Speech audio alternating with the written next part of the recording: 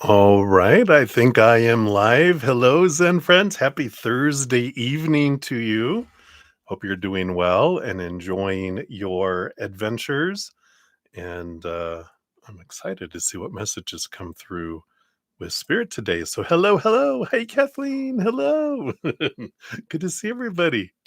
I'll say hi to everybody here in a moment. But before we get into everything, let's start off by bringing in some beautiful love energy. We'll do that first by taking a big, deep breath and come back in to this moment, out of the future, out of the past, out of the chaos of the outside world. And we'll come back to right here, right now. And then we'll use the singing bowl and bring in some beautiful energy as I hit it 3 times. You could just let that eternal, unconditional love energy flow in and expand and fill up our mental body, our emotional body, our physical body, and of course, our energetic body. And just let it fill up our lives and go out there into the outside world to help raise the vibration of the planet in whatever way it wants to do that. So that is where we'll start, and we will do that. If you want to join me, we'll take a big deep breath, hold it for as long as you feel comfortable. Don't pass out or hurt yourself, because we want you to be here present, right? Also, when we're hitting the singing bowl, something we can do to immediately raise our love vibration is to think of one thing that we're grateful for in this moment. That raises the vibration. It opens us up to receive more of what we're grateful for. And of course, messages from spirit as well. All right. So, blah, blah, blah. Let's get started. We'll start off taking a big, deep breath and coming back to this moment. So, here we go. Big, deep breath in.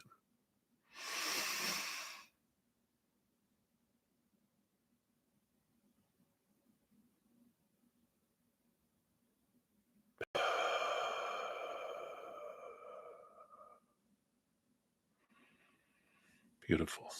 All right. So, adjust your volume. I'm never quite sure how loud this is going to be when I do this. So beware. So here we go. Gratitude.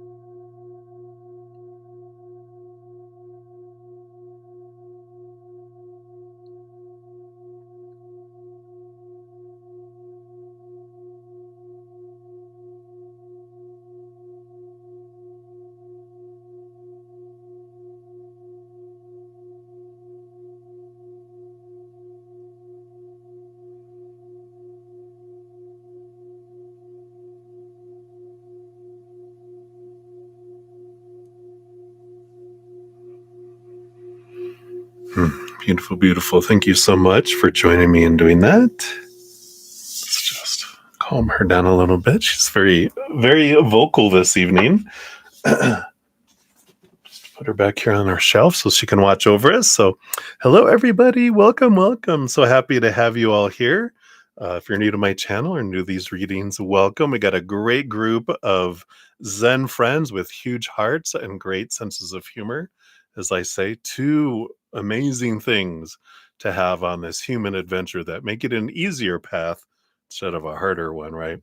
So there's always more room for more Zen friends. So welcome. We got a safe space here. If you want to know how the whole process works, it's all down in the description box of the video. Basically, the quick update: donations do get first priority. Free readings are generally 1 to 2 cards. We dive deeper into the tea, as some of them, my Zen friends say, uh, pulling more cards for those. And you also get a fortune cookie. For your first donation, we're going to be using this one tonight, the Inner Temple Oracle. And then if you make an additional donation, they're little smaller kind of oracle cards, and these are the mind info cards. So these are cute little ones. They're like just on the card itself. The other ones go a little deeper from a book. So we're trying that this evening. And I'm going to be using this wonderful Elemental North Tarot. We've got little sigils and runes and different symbols in there. I haven't read through them all to know them all by heart yet, so we'll get to those eventually. So that's what I do. I prioritize the donations, dive deeper, and then when I'm done, I return back to free readings. I'm on for 3 hours, if by 2.5 hours ish I haven't completed any free readings, then I'll step away from donations, finish at least 30 minutes if I have that many free readings to do. And then I'll return back and finish out donations. Always finish donations same day. Try to get through as many free readings as I can. Sundays are special in that I always come back on in the afternoon and finish out everything, so that if you've been trying and we don't get to your free reading, at least you get a message on Sunday. Been doing pretty good with completing all free readings in each session for a couple weeks. So we'll see how that goes. What else? What else? If you want to make a donation, you can use the super chat at the bottom or in the description box of the video. I do have my Venmo, Cash App, PayPal, and Square. I don't have set dollar amounts, so whatever you give from your heart is the perfect amount. I know everyone's cost of living and rate of exchange across the world and our finances from day to day vary. So whatever you're able to give from your heart, I definitely honor that.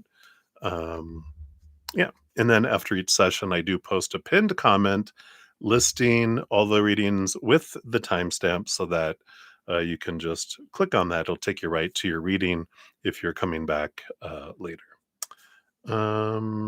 Also, I had an announcement. I had my first podcast for my new series, The Easier Path, come out. If you haven't checked it out, here is the link to that.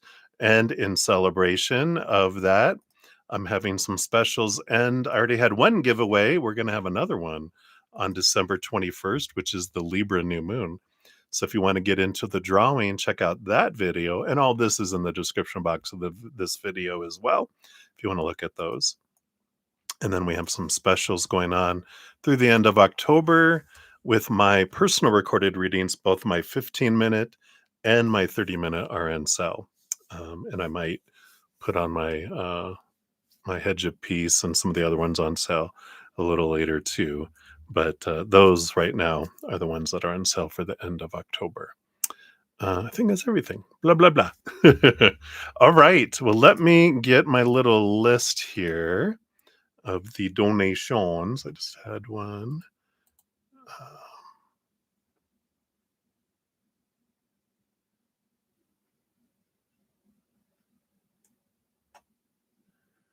Oops. Looks like somebody sent me a money request instead of a donation. So I do not pay people to do readings for them. They might have hit a wrong button. So if you did send it via Z PayPal, then definitely double check that. All right.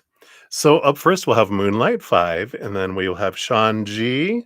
Sean G, if she's not on her train. I don't see a question yet, Sean. So if you are watching, make sure you put your question out there. I don't see it out here yet. And then we have Aries rising, and then Marissa Smith will be up after that. So that is where we will be. And then if I don't have any other donations, we'll start on the free readings. So Divine Lovely, hello, hello. Marissa, hello. We have Kathleen, hi. Aries Rising, hello. And Moonlight. I think that's all that we have talked in the chat. If you're watching and you haven't commented, hello to you too. I know sometimes you just want to hang out and watch, but I want to say hello. And I'm so grateful for all the thumbs up and for you guys being here.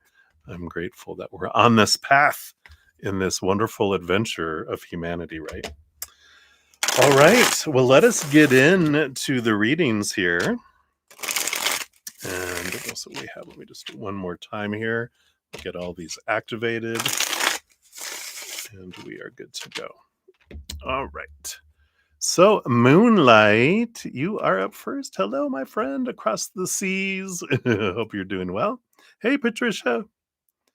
All right.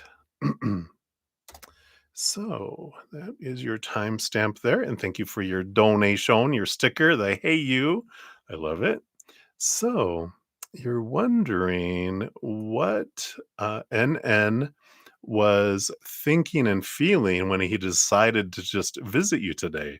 And will you get the job tomorrow? All right, absolutely. Let's take a look here.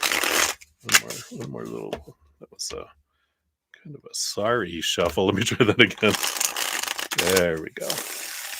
As we connect to your energy, Moonlight, and specifically to NN's energy, what were they thinking and feeling when they decided to visit you today? Let's take a look here. So thinking, all right, and feeling, and then will you get the job today? All right. Anything else about this thinking and this feeling? All right. The bottom of the deck, we do have the Two of Wands, and I feel like this is the energy more so having to do with NN, because there is this. They showed me in my head like a Geiger counter. It's funny. It's like goes into the red and then back and then into the red and back. So there's like this, I don't know, how would you say it, like an unstable reading of them. Like they go back and forth and back and forth and back and forth. They're radioactive and then they're not. They're radioactive and then they're not. So that's interesting how they showed that here. But let's see here. What were their thoughts today? We had the Eight of Swords. I like these little cards. They're really cute. And the Eight of Swords is an energy. I mean, it's thinking energy because swords is air and thinking and communication. It's like they're trying to get out of their head. They're trying to move past their own thoughts and beliefs and mindsets that have made them feel blinded and bound and trapped and restricted and feeling small. And it's like kind of a facing their fear energy. It's coming again, kind of getting the number 8 strength card energy coming in, that they were thinking, I just got to be bold and do what I want to do, even if I'm a little nervous and uncertain in my actions. So the mind was like, all right, we're just gonna do this, instead of being caught in their head and it keeping them from doing things. It's like the Seven of Swords before it would be their thoughts and beliefs that kept them from doing things. And the Eight of Swords is more like a flow energy, what I'm picking up. So I did feel like they're trying to get past some old beliefs and kind of just like move forward without a lot of expectations, really focus a lot on getting out of my head and just allowing myself to like step forward, if that makes sense. Their emotions that they had here. Wow. And Five of Cups. You got two cards. We'll see what the other one is. But Cups energy is emotional energy. The Five of Cups is an energy of wanting to change from lower vibration to higher vibration. There's something about they felt it would lift their spirits and seeing you, which, of course, your energy naturally helps people transmute. Your caring, Cancer moon energy that nurtures. It's your energy just. It's like a bright light that attracts a lot of moths, right? I mean, you've gotten a lot of those that have come in, but I feel like this is the energy. What else did they have here? Yeah, the judgment card. So definitely wanting to feel things from a different place, a higher level,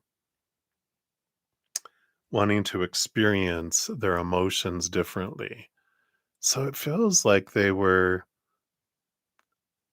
you know, which is most humans want, were doing it for their sake of their emotions, which, when we're in our human mindset, everything we do, even helping others, is really for us to make us feel better about ourselves, you know, until we're doing it from a different intention, from unconditional love without expectations, right?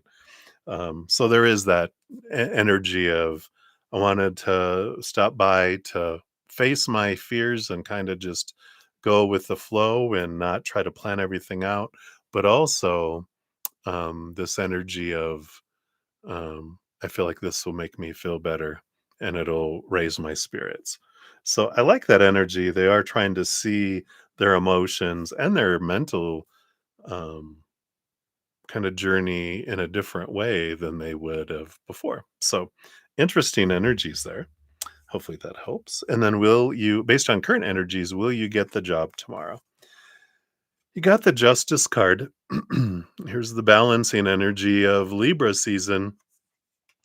This feels a little like I feel like you'll get communication tomorrow, but there's like clarity that comes with all this. There's this balancingness here. It doesn't feel like a yes or a no, which I know, right? We would like one. It just feels like there's communication, but I don't feel like decisions have been made yet with this kind of scales going back and forth. There's some stuff that's come up that's delayed the selection process or knowing right away whether um, a job will be offered or not. So I don't feel like they'll give you a decision tomorrow because decisions have not been made yet. Interesting. Right. So that's what they have for those. Let's see what your fortune cookie is here through the inner temple. Give these a quick shuffle. All right. So what else for you, Moonlight? What else do they have here for you? All right. So we've got the golden thread coming in here. See if I can zero in a little closer there. What is that? I can hardly see. Oh, it's someone's just standing there. So it's someone standing. I thought it was someone on top of something, but that's just all of their energy there, all their dress. So let's see here. The golden thread coming in here. Oops, that's just a golden. See, these are set up a little differently here. Let me find out where it's at in here. They don't have numbers, but they're separated into different. I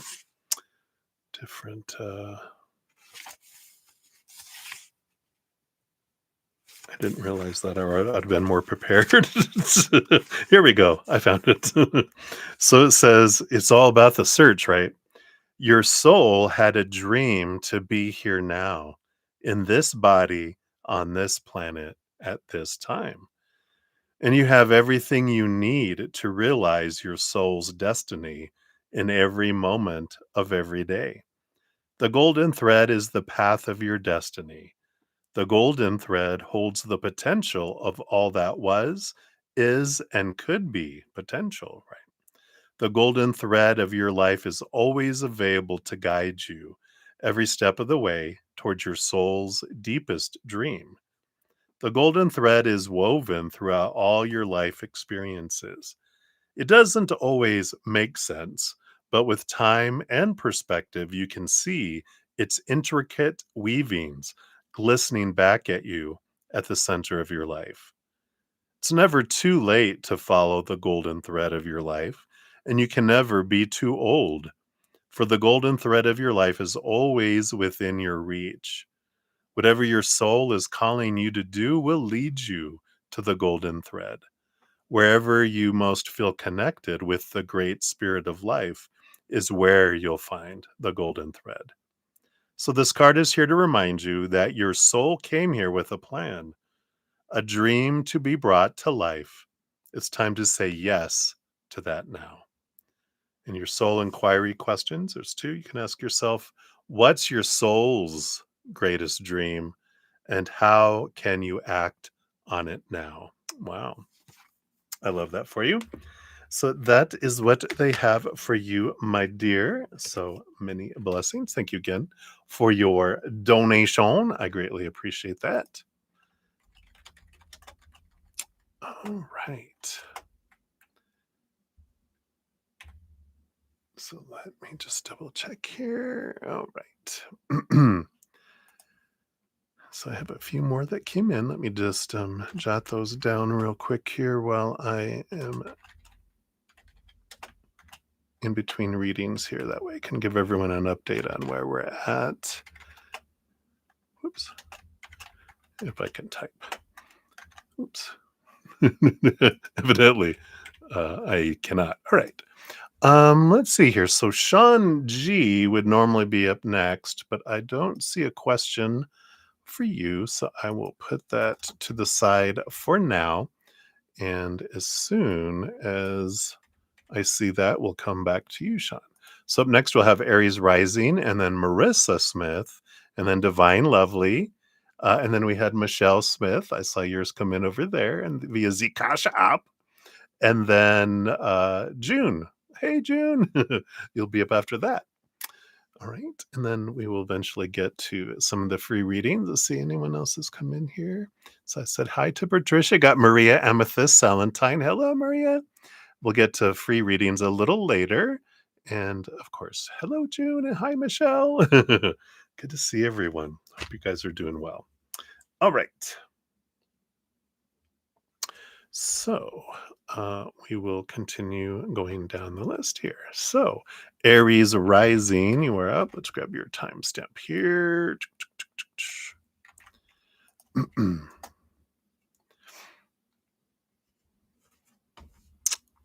right.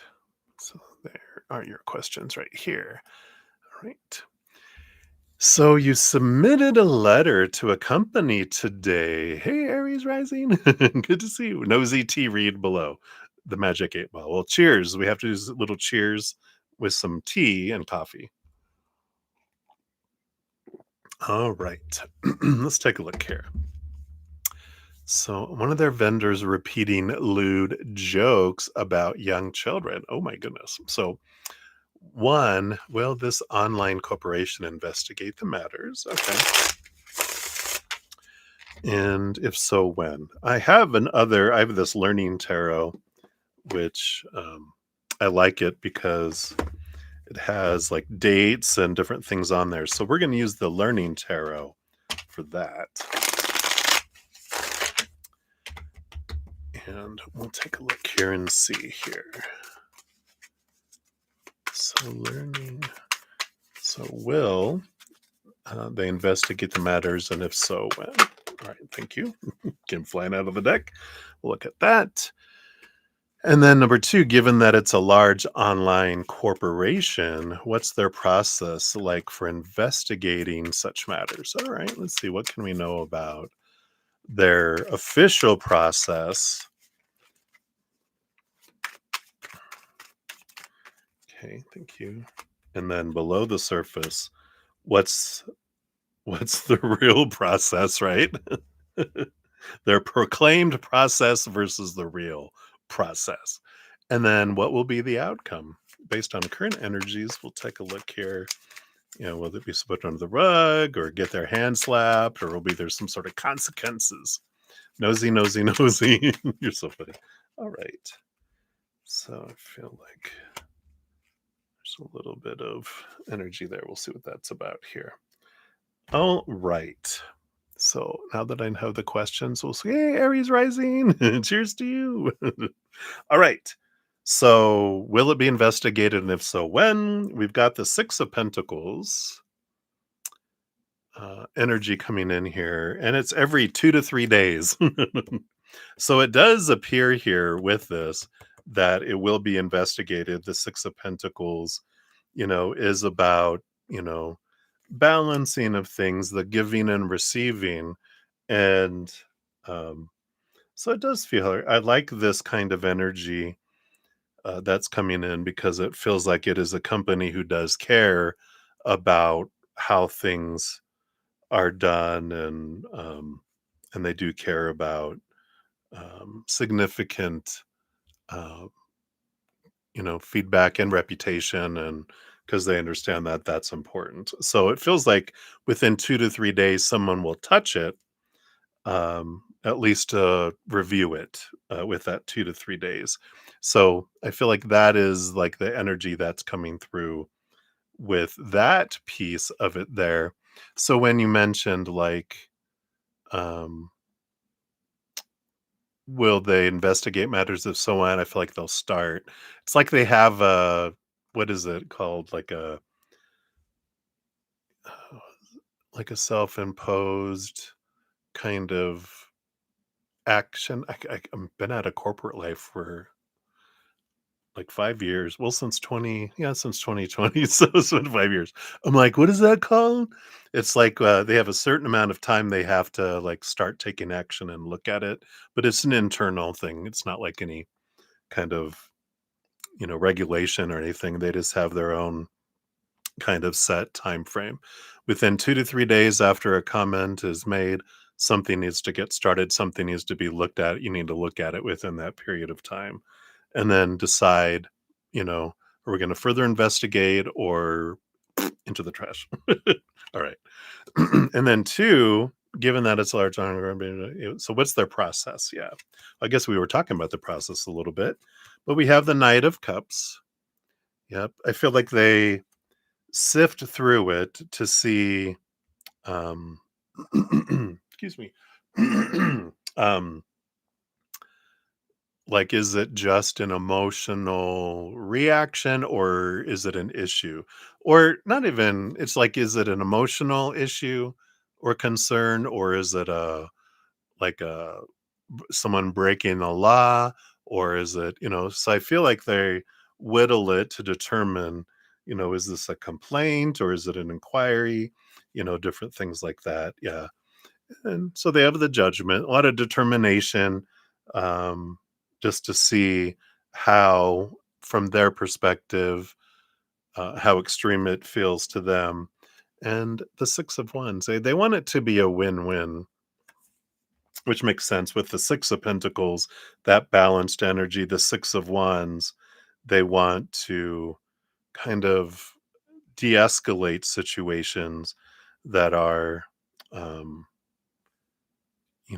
like, let's say it's about their service, not about one of their vendors, but if it was about like their service, they would want to get to the bottom of it, try to make things better. This is kind of a unique kind of approach, or a situation, that they normally don't get feedback from about their vendors because that's a third party. So I feel like this kind of feels a little different for them. And I feel like that's what's going to happen here. Yeah. So we have the Devil card here, Capricorn, Saturn energy.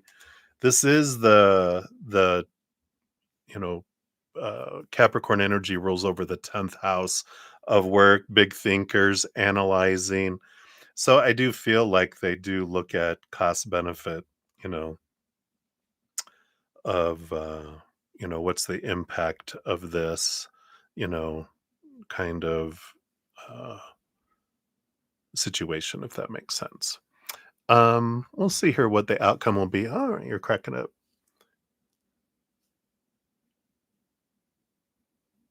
Oh, yeah, right. Yeah. What's the real process? What's the real process? Yeah, so I feel like, well, let's see what the outcome is here, because I feel like they're like, well, we're caught between a rock and a hard place. It's like it's like their vendor, um, they can give them feedback, like, to the vendor. They have points of contact, where this company, the corporation, will like send them feedback, is what I feel like, saying, "Hey, this has happened with one of your people. Here's the date, the situation," and they'll pass on all that information to them because um, they'll look for patterns. I don't feel like there's a pattern of being reported. Um, and we'll see what these cards come out here. But it feels like that's what they're going to do, is send the information off to them and look for patterns, because if they have a pattern of things that they've mentioned to the vendor that haven't been taken care of, then their relationship can be in jeopardy. But again, all that balancing out, they kind of look at it going, all right, we definitely don't want to have, that kind of reputation attached to us.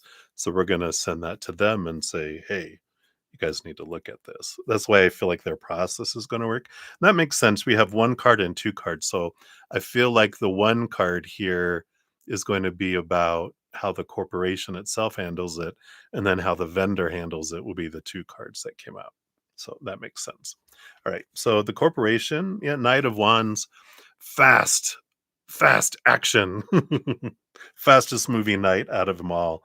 I feel like it will get sent over through their processes to the vendor, because one, there's nothing that they can really do about it, but they will look and see if they've have. I feel like this company, they're reminding me of the company I worked with, and we could.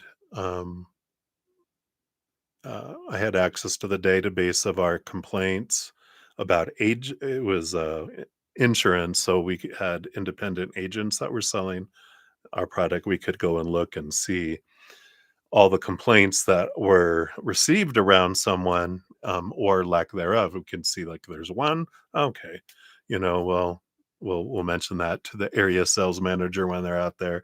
If there's other things, but if there's someone that has a bunch or several, then that gets put it as a higher priority.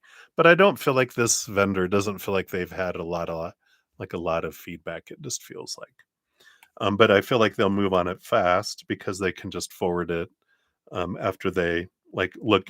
They'll look to see how much of this has happened. Oh, not we. This is the first one we've got on this vendor, um, lately. So we're just going to send that over to them and let them, do the stuff, right? Yeah, other reasons. Yeah. So I feel like, since that's like a individual person probably doing it, that they'll send that over and, let them deal with that. Well, let's see how the vendor replies here.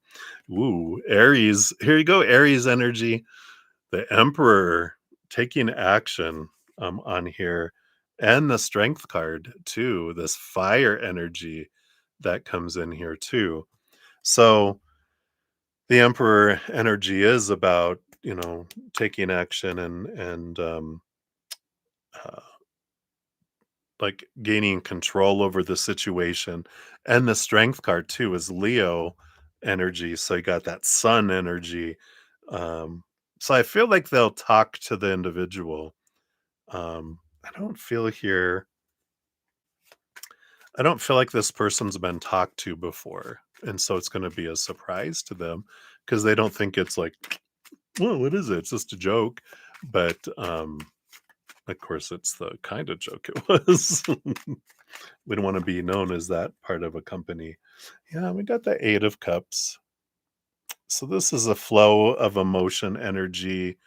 Um, I do feel here with the Eight of Cups, because the Eight of Cups is about walking away from emotions that don't serve, but also an ending of relationship. But I feel like they put them on a warning and saying, if we get any other feedback on you, this can be your job. So I don't feel like someone's going to get fired over it, because I don't feel like they've gotten feedback before. So, they're going to talk to them about know your audience, don't say stuff unless you know other people are, you know, um, think something's funny and you already have that relationship with someone.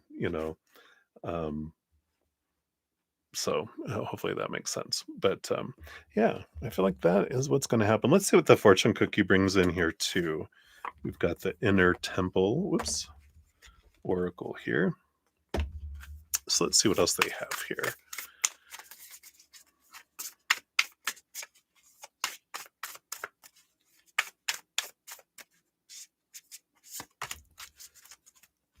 All right, we've got the chamber of transformation. Do, do, do, do. Look at those beautiful butterflies.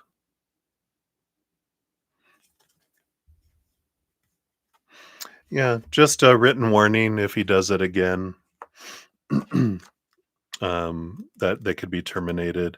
But I feel like it's not they haven't gotten any other warnings and stuff before, so I feel like they basically get written up, you know, um, with the caveat like if it happens again, you know. It says you're not who you once were and also not who you'll soon be. Now, now, you're not the same person. So it's like you're changing every moment. Embracing this takes courage. Embracing this requires faith. Excuse me. We're all alchemists, shapeshifters. Transformation is our natural state. But if we're seeking a constant state of perfection, we'll hold ourselves back from the most glorious transformation to come. I like this so far. Well, there's more here. I feel like, Spirit is saying, look at it as everyone's transforming and um, maybe they just never were told. And the way they grew up is like my dad told, you know, um, like jokes, you know, that were inappropriate all my life, and they just the environment they grew up in, so it's a shock to them to go, "What? We're not supposed to say that? No." And then it gives them the chance to transform, and if they don't, then we stomp on the caterpillar instead.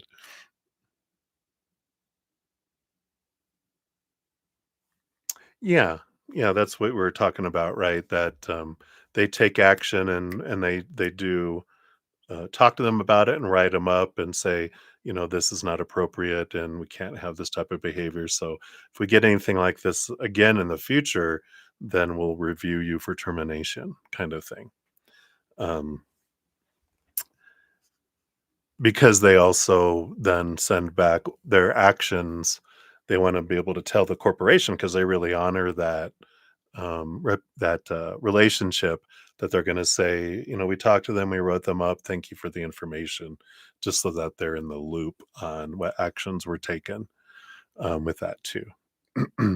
Yeah, yeah, that's what we were talking about because the vendor doesn't work for the company. The company can't write up a vendor; they're not their employee.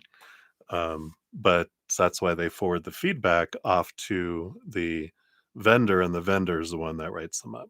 So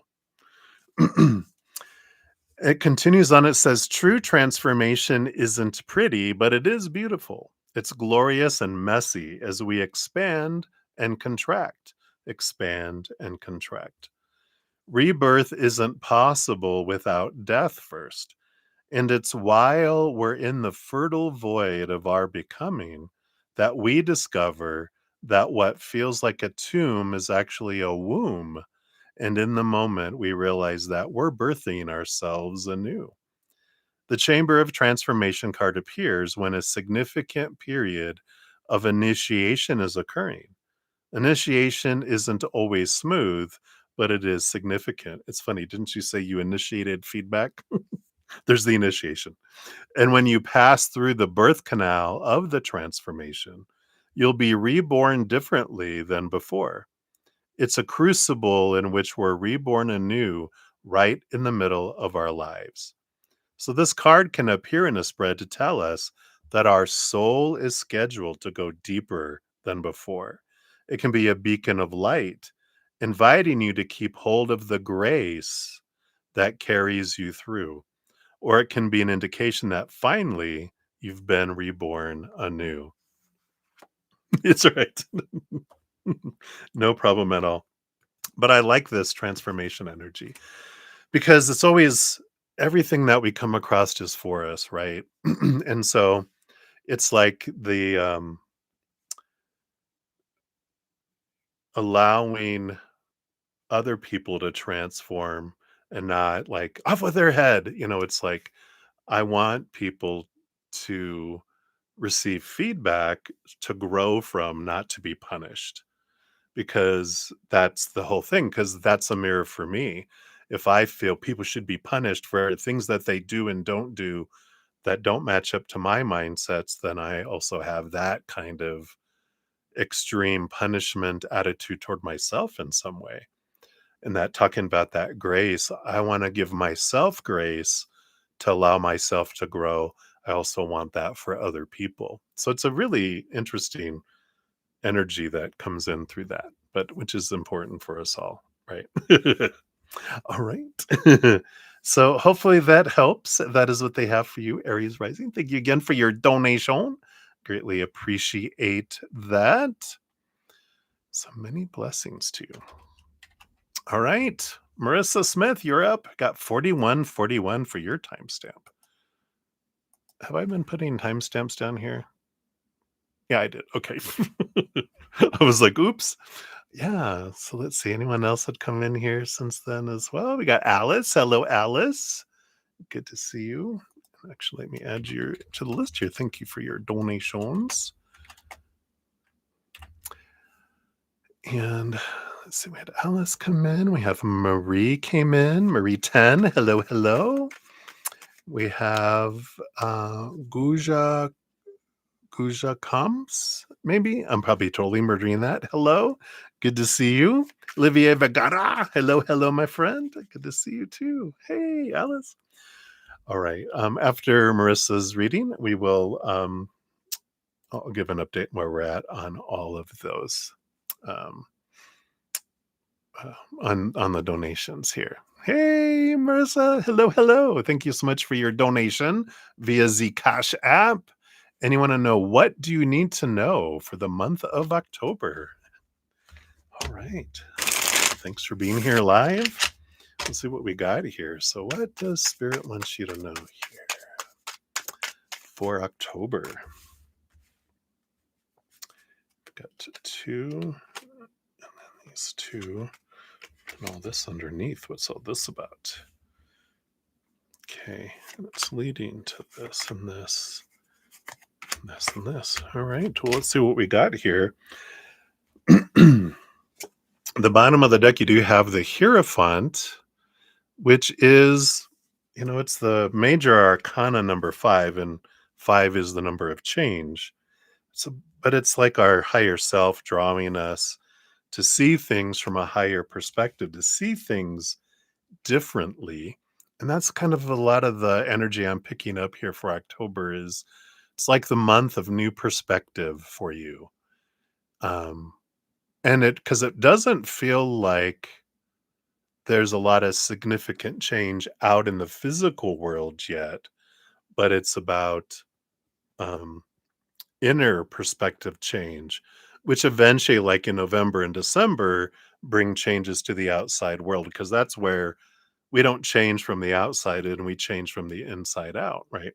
So we're changing here, and we'll find out more about what all this is here. What is this change that's going on here?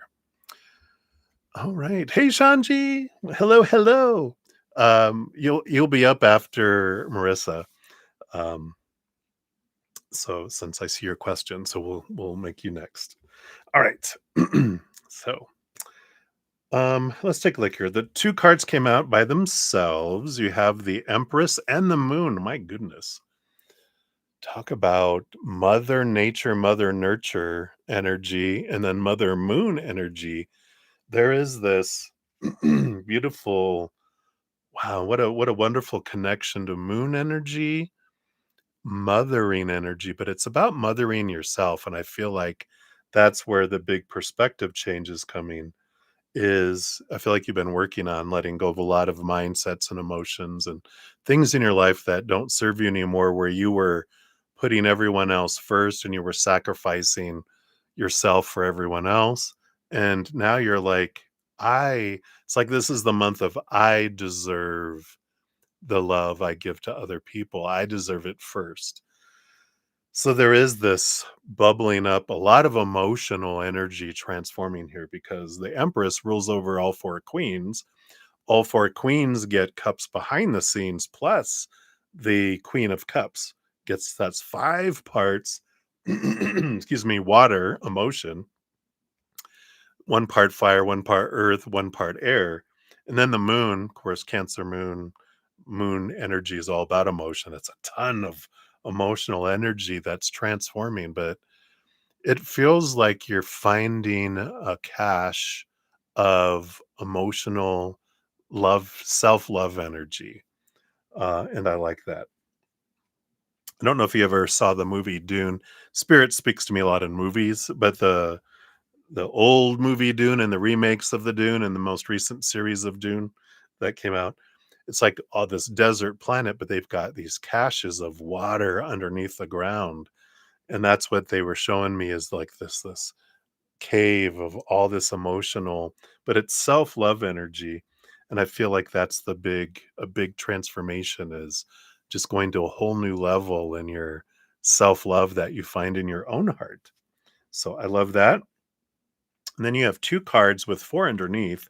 So let's see what these two are. You got the Four of Swords energy with the Four of Wands. Look at this stable energy coming in here. This wonderful energy of, fours are like, I look at them as four huge legs on this like kitchen table. It's a very solid, stable energy. So it's the mind and the energy stabilizes, and it just feels like the mindset that you have just ignites. You're looking at things differently, and it just triggers this stable energy within you because I feel like you're this month, you're really, it's like the Four of Pentacles in my head too. It's the not defining yourself by the outside world. You're turning to define yourself by the inside world. And I love that. Let's see what's below the surface here with these four cards. Yeah, you got the Eight of Cups, which is leaving behind emotions and relationships that don't serve you anymore. This makes sense because I feel like you're doing like this inventory of, you're doing all this emotional work already. That just continues, but you're realizing what these relationships that you're on with people, where you're the one that always gives 70, 80, 90% of the energy, emotional energy into the relationships, and always consistently getting 10, 20, 30% back. And you're like, no, I deserve to at least have a 50-50, or at least you know, because a healthy relationship is today I can give you 90. Tomorrow I'm only going to be able to give you 10, but then you'll give me 90. And that's this wonderful relationship. It's a give and take. Well, if it's a take one, I feel like this is the month where you're realizing chop, chop, cut, or backing off and allowing other people to make up the difference if they want to stay in your life kind of energy. So this Empress stepping into your power energy this month here. Yep, the Five of Wands. It's like you're stepping away from drama. You're just like, I'm just tired of drama. Temperance, yeah. This is patience. Um, but I feel like the patience has run out. Yeah, Ten of Cups.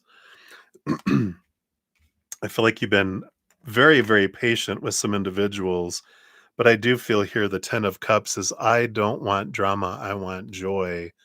And so if I'm becoming aware of those interactions that I don't want to be around any longer. So it's like you're really becoming very aware of the emotions that are around you and you choosing what emotional energy that you do want to be around and that which you don't as well. Ooh. Here comes some chop chops, right? And then we have 2 sets of 2. I feel like this is November and December. I feel like with these changes that you're making, this month internally, this is what unfolds in November and December. November, yeah, you have this new passion, action, energy, yeah, and the Fool card. So, which is the first card in the major arcana. So, aces, especially Ace of Wands, are new beginnings, new action. And the Fool card is a whole new adventure, free of expectations. Again, it's like it follows the World card, which is the last card in the major arcana. It's the ending of a cycle, the victory. I've reached a certain stage, and now I am going into this new, just this newness of life with full of possibilities without a bunch of heavy emotional energy. It's like you're really dumping a lot of stuff over, a lot of water out of your boat back into the ocean, going, I don't need this stuff anymore. It served its purpose, but now the boat is lighter, your ship is lighter, and it can go on new adventures in the emotional ocean. I like that. And then December, you do have the Seven of Wands energy with the Two of Cups. So, Seven of Wands is you're entering this energy in December of being very true to your authentic self. It's like, I am the sun and I will not dim my light. I will not ask permission to shine. I'm going to be me. And in not being afraid to stand out and being true to yourself, even in a bigger way than you already are, the this allows you to, based on current energies, of course, when we're talking about the future, um, Two of Cups energy, which is an important relationship. It can be romantic if that's what you're looking for. If not, there is this wonderful energy of, um, you know, someone very important entering your life because you do stand out in being yourself. You're not trying to be who you're not and blending in with the crowd. You're standing true. And because of that, someone recognizes it and they love that about you and they love who you are, your uniqueness, not, trying to be like everyone else. So I like that for you. Let's see what your inner temple oracle brings into for your fortune cookie.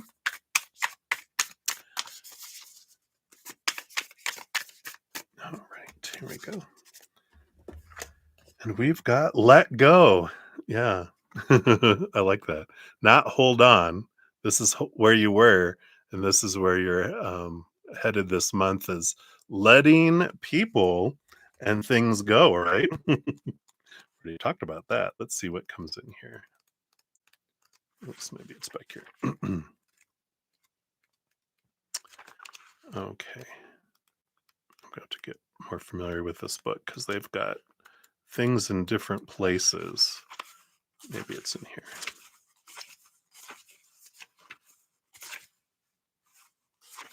No, that's okay. I just have to look in the table of contents. So the reflection comes in here. Oh, I bet it's both of those together. Oh, that's why. Yeah. the polarity, the polarity section. There it is. All right. So for letting go, it's energy of freeing, loosening your hold, stepping away, and making space for new growth, like we were talking about, right? So there are times when we're called to hold on and times when we're called to surrender. But how do we know what to do when? The things we cling on to are often the ones that we're most called to let go of. But just because we cling to them doesn't mean they're not meant for us, nor that they'll fall away if we do gather the courage to loosen our grip. Sometimes the act of letting go, or of not clinging so tightly, is the very thing that enables a situation to transform so that it remains, yet is better and more aligned than before. Or if it is not, then something more aligned now has the space to enter eventually. So if this card appears with, whoop, no, hold on, right side up, blah, blah, blah, blah, blah, blah. So if the card appears with let go, right side up, then consider what you might be forcing what you might be trying to control or refusing to release. What are you clinging on to for fear that it will go away and nothing will come to take its place? Ooh, that's a bit deep for a Thursday night, but that's your message. So that's what they have for you, Marissa. Hopefully that resonates and is helpful. That is what they have for you, my dear. So many blessings to you. Thank you again for your donation. Greatly appreciated. All right. Let me just take a look here. So, where we're at on donations, you're very welcome. Good to have you here. We'll have Sean G up next, and then Divine Lovely, and then Michelle Smith, and then June 333 times two, and then Alice times three, and then CJ. You'll be up after that. Very good. I love it. Love it, love it, love it. All right. Shuffle these up. We'll get back into the readings here.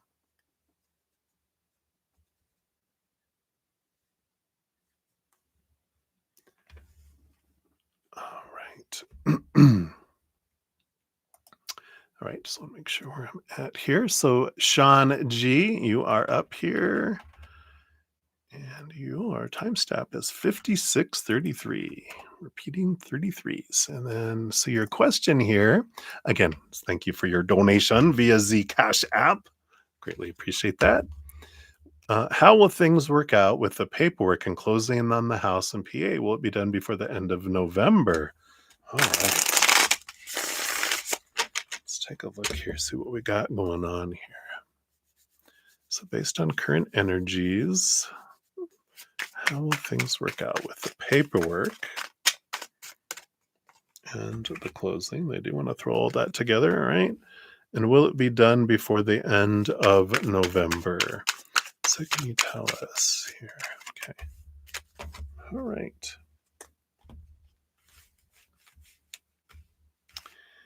So at the bottom of the deck, we do have the Page of Cups, which is a good happy, happy energy. So it does feel like there is an opportunity for happy, happy, joy, joy energy with the Page of Cups because it is a new emotion, but it's a positive new emotion that I feel is coming in here. Let's take a look here as far as the paperwork and the closing. Do you have the Four of Pentacles? Well, that's my house energy and a stable energy when it comes to the Pentacles. We've got the Knight of Pentacles. Yeah, that's the slow process, right? The slowest moving horse out of them all. And the Star card, hope, but dream come true energy too. So I do feel like, the Knight of Pentacles, it's been this slow journey, right? And we'll look at here. They want me to wait here uh, for your end of November card. I haven't seen it yet, but they are telling me here with the Knight of Pentacles that one of the reasons why we get a slow moving card, things slowing in our life, it's always for us, even though it feels like we're being slowly tortured. Like, do you want this cookie, little girl? And you're like, yeah, I do want it. Okay, well, it's coming. Here comes the cook. Okay, here it comes. And you're like, just give me that damn cookie, right? But we learn a lot during these slow periods about ourselves because it is, in fact, when things slow down and it feels like molasses in December, which is very, very slow moving. It's given us the opportunity to question things, to learn and to grow through things. And if we're attached to an outcome and it's going slow, it allows us to question why am I attached to an outcome? How am I attached to an outcome? What's below the surface? And it gives us a chance to question our supposed to be and should be and need to be in the expectations we have. So it allows us this release, and it also allows us to grow in trust of the universe, if that makes sense, where I trust, you know, do I trust the creator or don't I, right? And if I trust the creator, do I trust the timing too? That's the tough one, right? It's like, I don't know, you're pushing it. But we can trust that everything unfolds perfectly including the perfect timing. And we may never know why while we're here.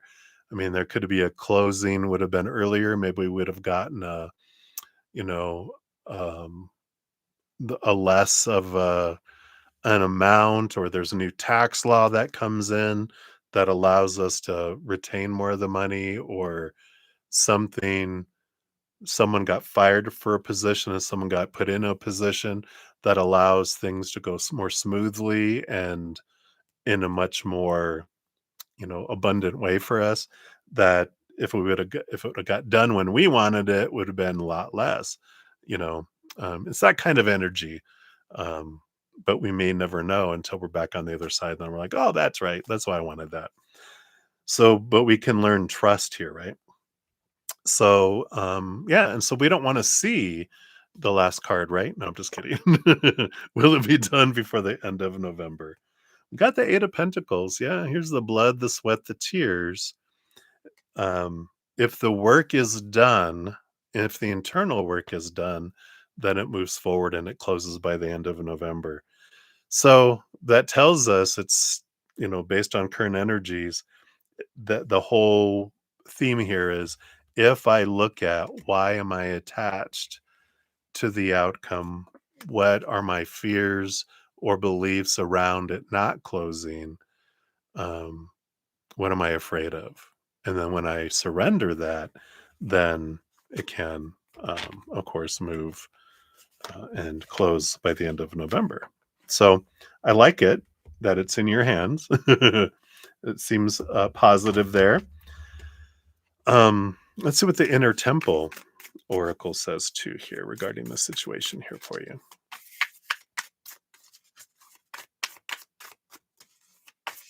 What else for Sean? I feel like it's this one.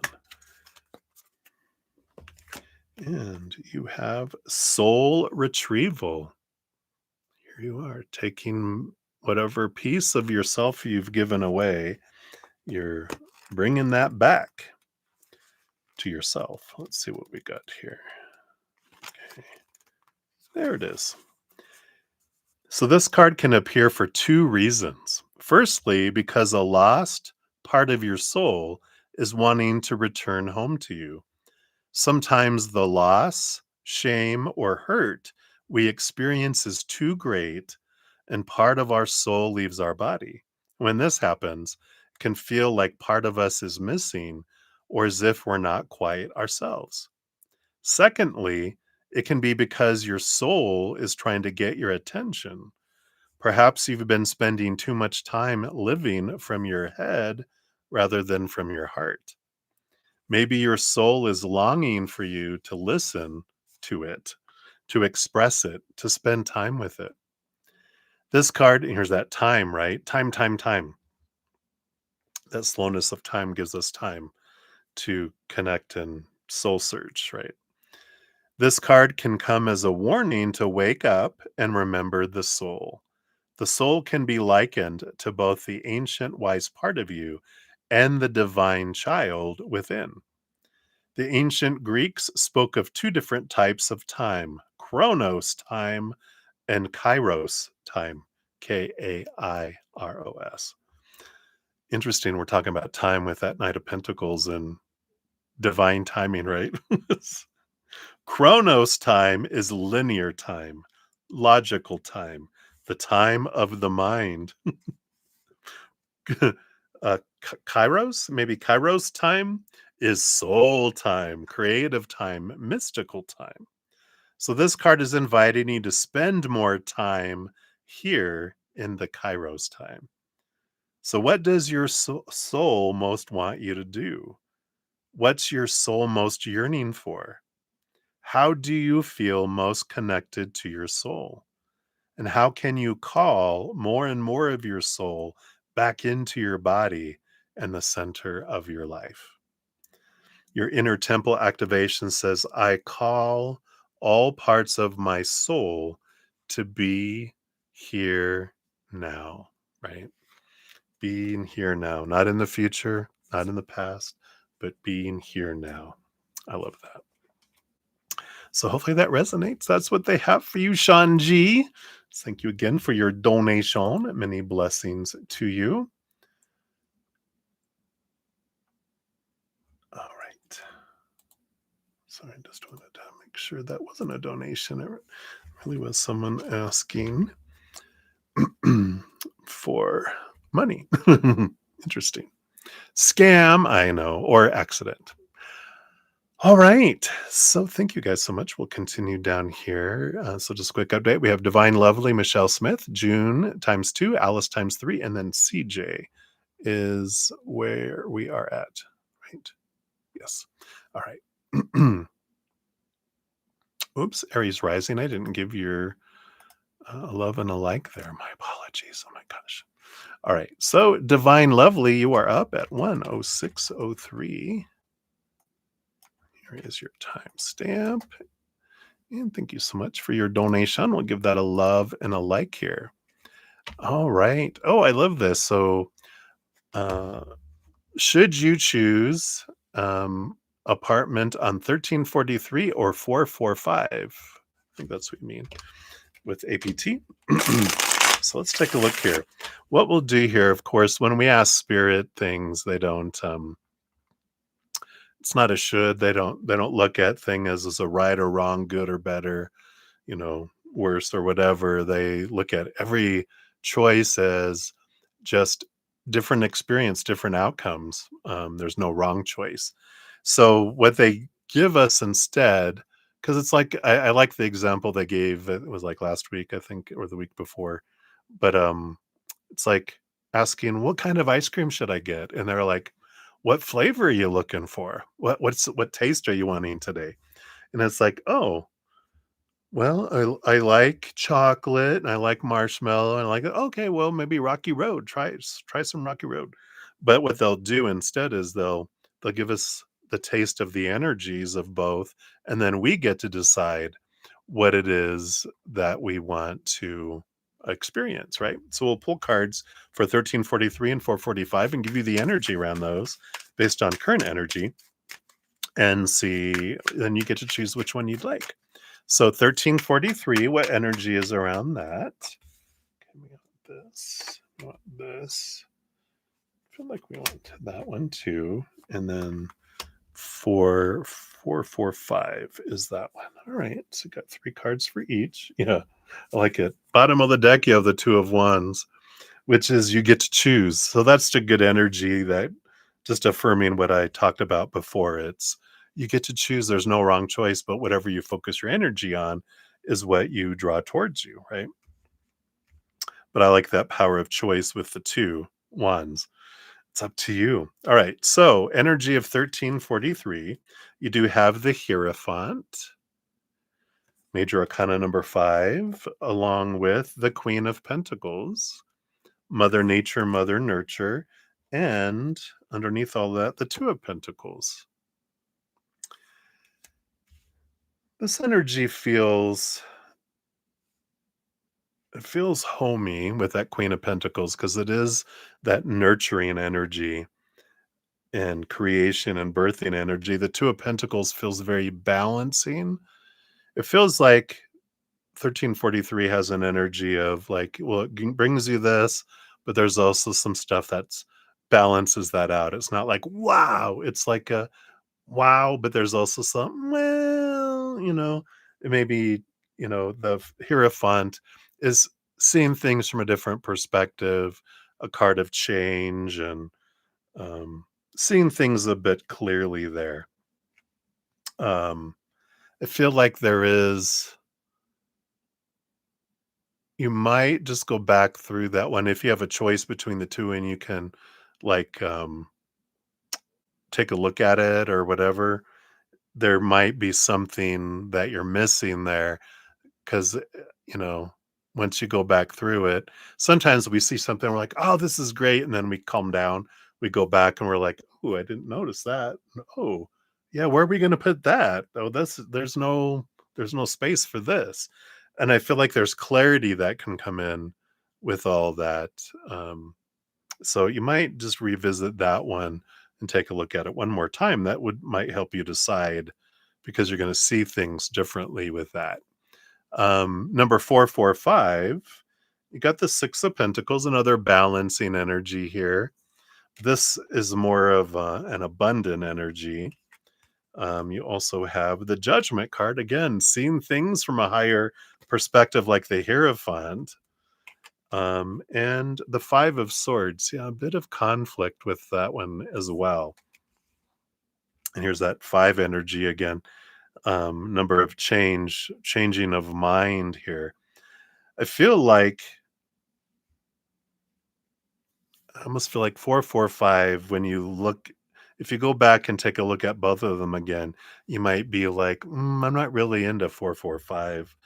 It's like 1343 feels like I could work with this, but even then, it's almost like looking at them, there's a third option, which is neither, right?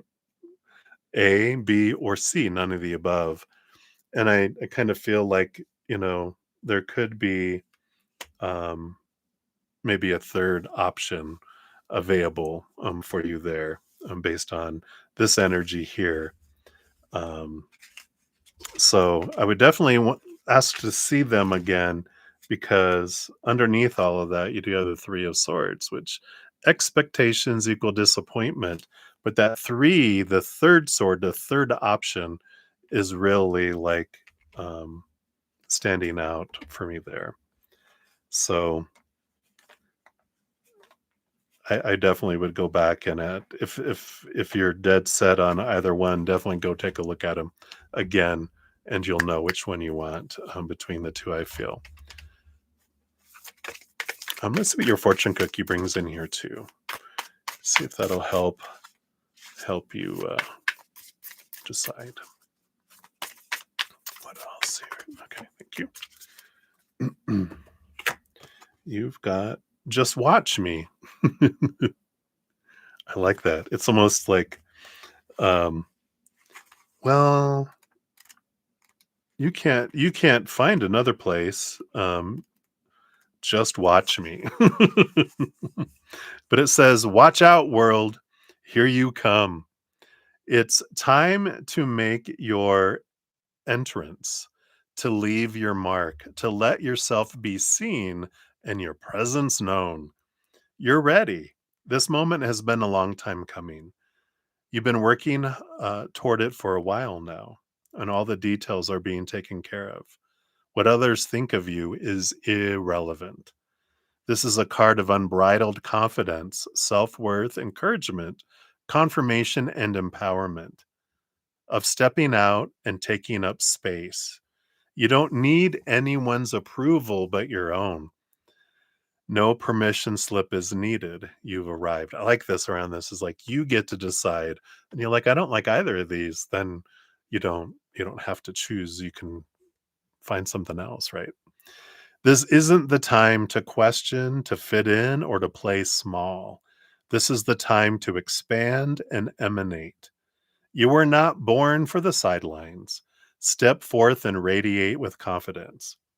If you've been working towards something for a while, this card is an indication that your effort will pay off.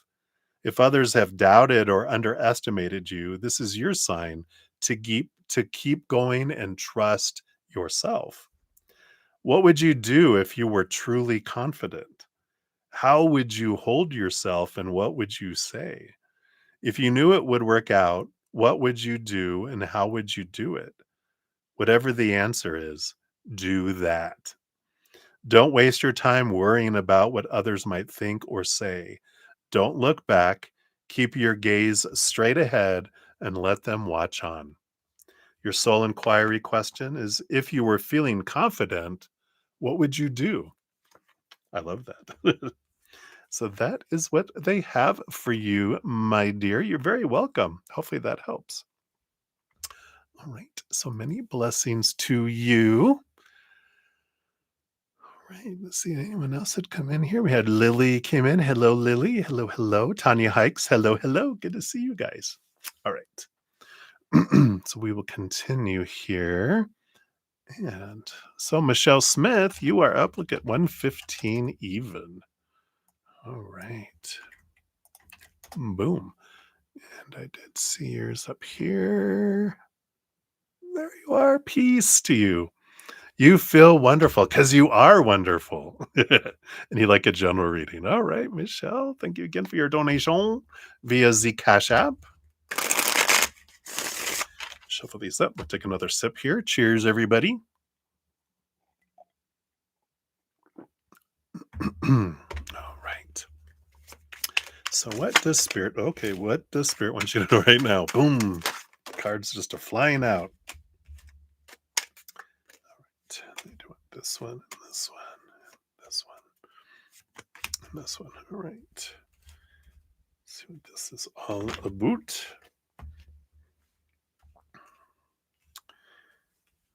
All right. Bottom of the deck, you do have the Hierophant. I just put this back in the deck. It came out on the bottom of the deck now. And this is, it's about seeing things differently from a higher perspective. I believe it's like Taurus grounding energy. So this is, it feels like the five senses. I normally don't get this at all. So this is like totally new coming in, but they're bringing that in. It's about I'm seeing things differently. I'm allowing myself to touch things differently, taste things differently, smell, see, hear. And I just feel like there's a real focus on your surroundings, your beauty, how you're seeing yourself. It's almost like I'm going through a what do they call that when people get a makeover? It's like I'm having a makeover or I'm making over a room or my home and I'm changing things up. I'm changing the things of the physical world is really coming through strongly here. We'll see what more of this is about here, but if you're going to change your hair color and you were thinking about it, do it. If you're going to get a new do, if you're going to get a new outfit or you're going to paint a room or get a new sofa cover or whatever it is, get some new sheets, a new comforter, or a new blanket, whatever. It's like I'm changing what I'm surrounding myself with, kind of energy coming in. Let's see what else is here. Yeah, the Seven of Swords. I'm letting go of mindsets and people here with the Seven of Swords that have cheated me out of things like, oh, well, I don't want to paint that wall like black because people, what will people think? But now it's like, I don't care. I'm doing it for me. If they don't like it, they don't have to look at it. But I'm going to change stuff to the things that I like instead of what other people. It's like I remember the first time I bought a couch set that I wanted. I had hand-me-downs and things from other people, or I'd get what I thought everyone would be comfortable with, and then I bought my first couch of what I wanted. I wanna be able to sink into it, and I'm, like, 6'4", so, like, I wanted a deep one, and people that came over, they were like, "Oh my god, I can't sit on here." And I'd give them extra pillows so they wouldn't be like, talk to me like that.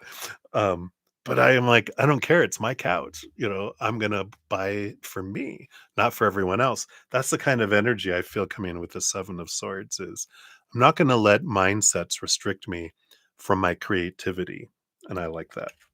You also have the Four of Wands and the Chariot. Yes.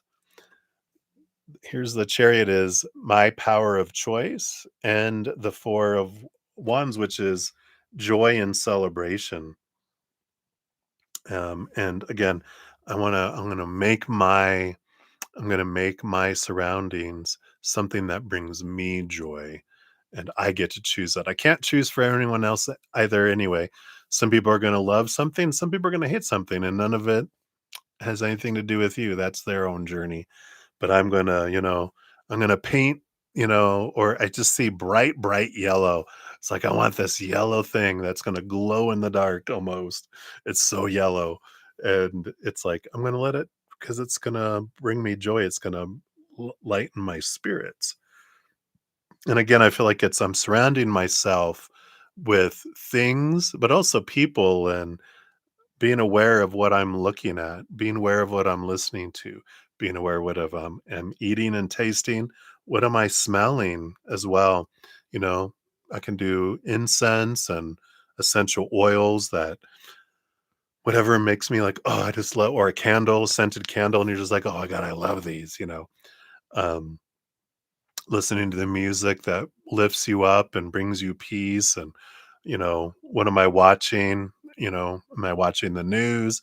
Boring and low vibration, right? Oh, I'm going to limit that. Doesn't mean you have to get rid of it all, but I'm going to focus in on those things that lighten me instead of make me feel heavy. That's what synergy I'm getting here. Then you have the Ace of Swords and the Tower.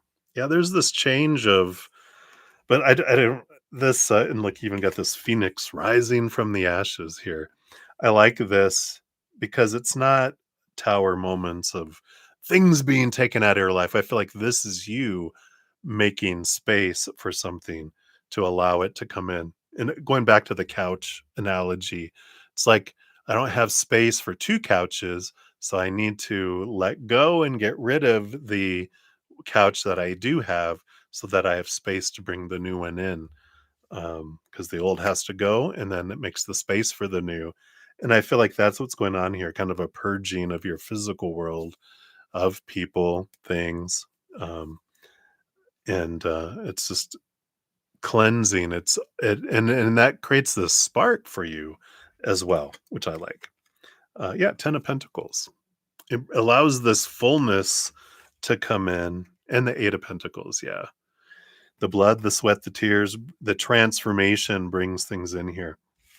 So I love this for you because it's like it's almost like feng shui, it's when I get rid of clutter, clutter is what clogs. And as I get rid of clutter and create my space in a way that resonates with me, then you have this flow of energy and that brings in the abundance that you're looking for. Um, in your life as well in a lot of ways. But that joy, joy, joy, but really the five senses and being aware of what you're feeding all of your five senses is important. Let's see what your fortune cookie brings in here as well.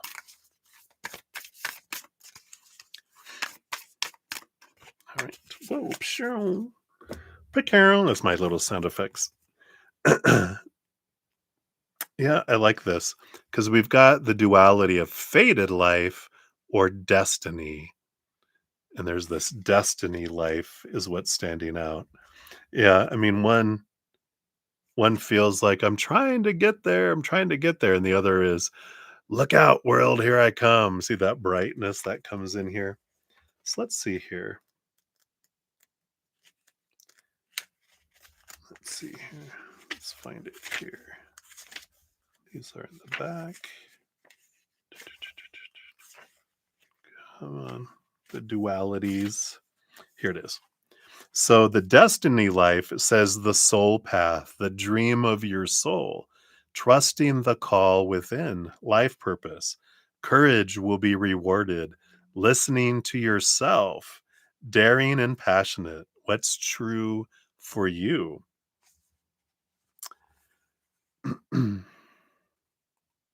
So, see, the destiny life is the life that the soul dreams of. It requires listening to and trusting the wild and daring call within.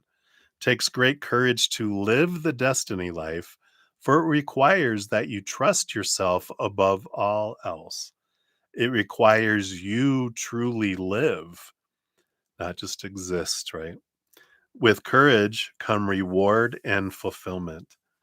The destiny life is the one you live when you choose to live consciously, to trust and follow the voice within rather than heed the noise and influences outside of you. There's that we're talking about be true to you, create your world around you the way you want it, not what the way you think other people will think about it, right? So you have a decision to make. Do you choose the fated life or the destiny life? Excuse me, my voice going away. Or the destiny life? Do you choose the safe option or the courageous one that makes you come alive? I like that for you. So that is what they have for you, Michelle. So many blessings to you. Thank you again for your donation. I greatly appreciate that. Hey, Debbie O, welcome, welcome. Good to see you, my friend, my Texas friend.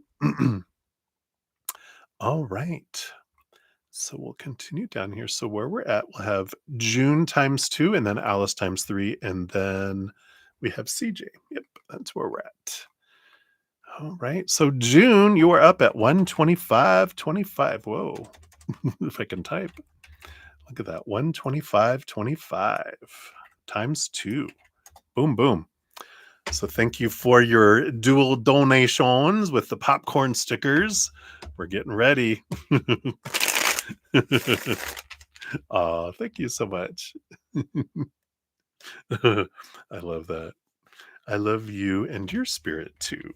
Let's just shuffle these up, get these into yours.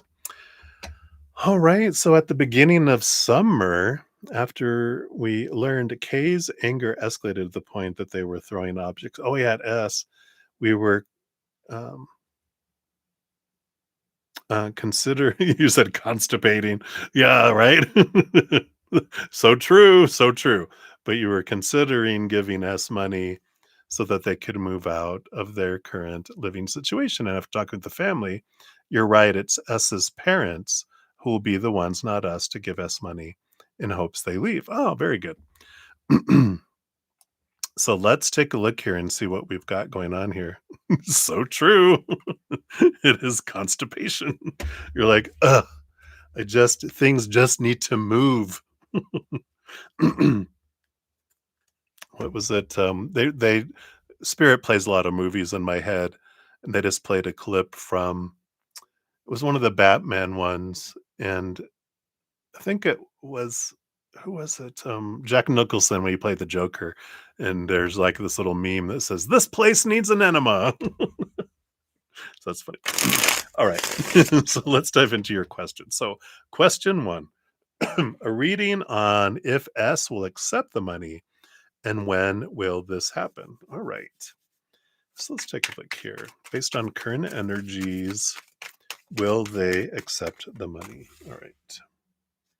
Got that. And then I'm going to use this learning tarot for the when to see based on current energies, when will this happen? When will this happen? All right. So we'll take a look here. So will they accept it? Right. A bunch of, yeah, bunch of poo poo caca doo doo. But it's on purpose, right? From our human perspective, we're like, ugh.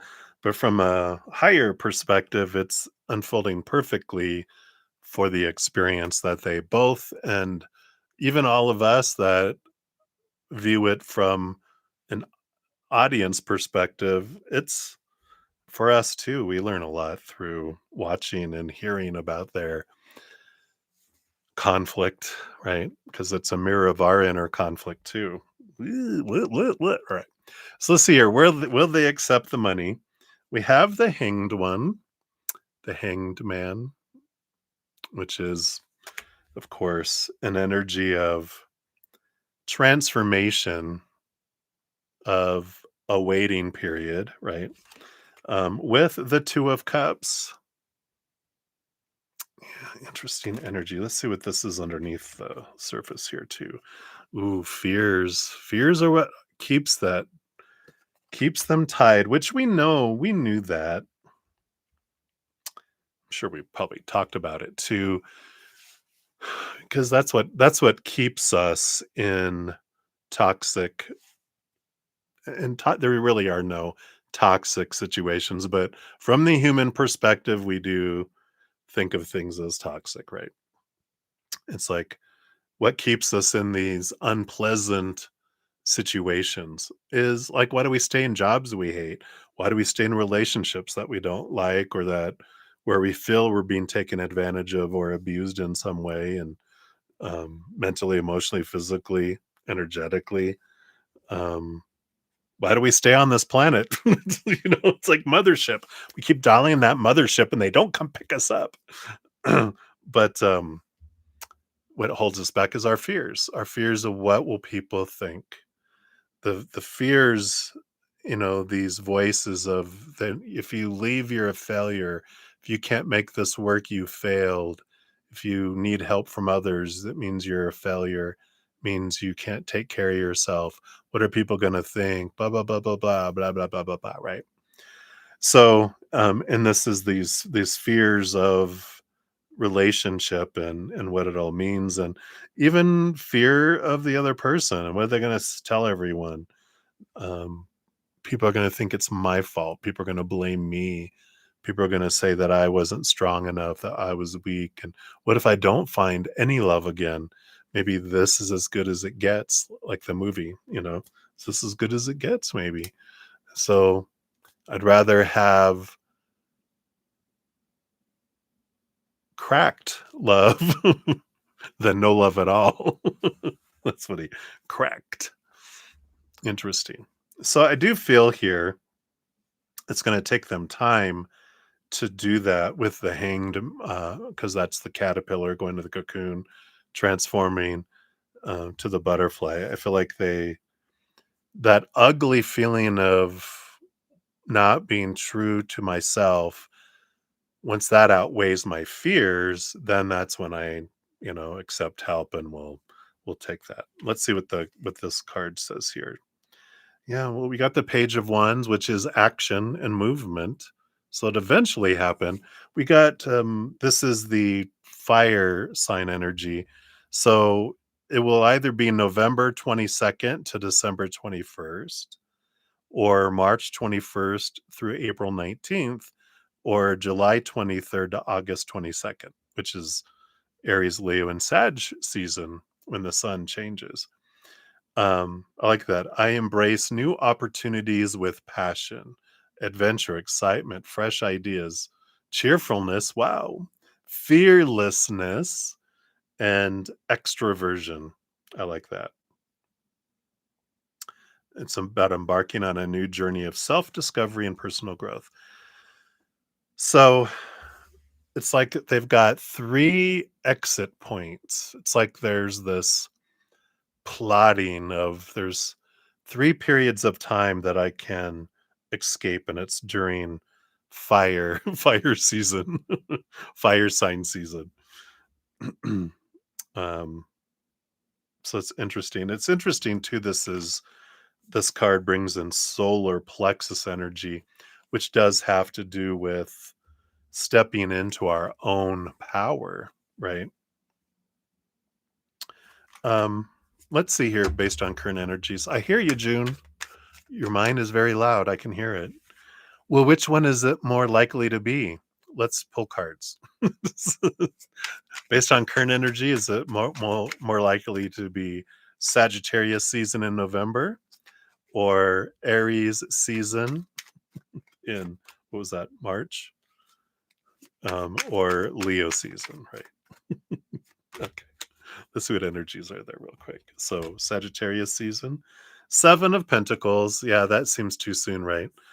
That's the last thing that grows on the fruit tree is a fruit, a very slow card.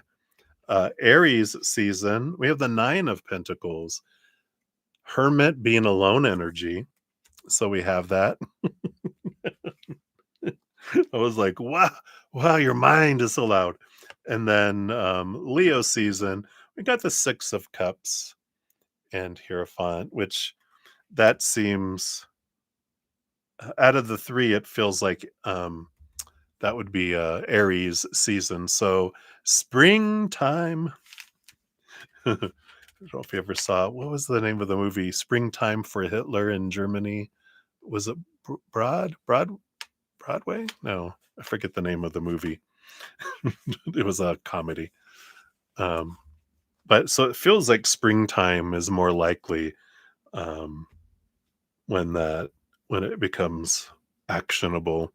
So that was March 21st through April 21st ish, with that.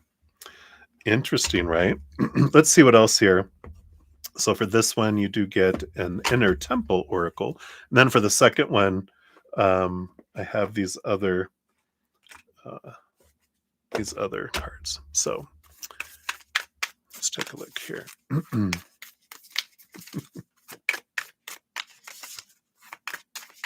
not just a card reader, I'm a mind reader too.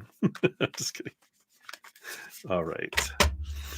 Let's focus. So what else for June? Okay. Nope. Got all these cards. Let's try that again. Let me shuffle these.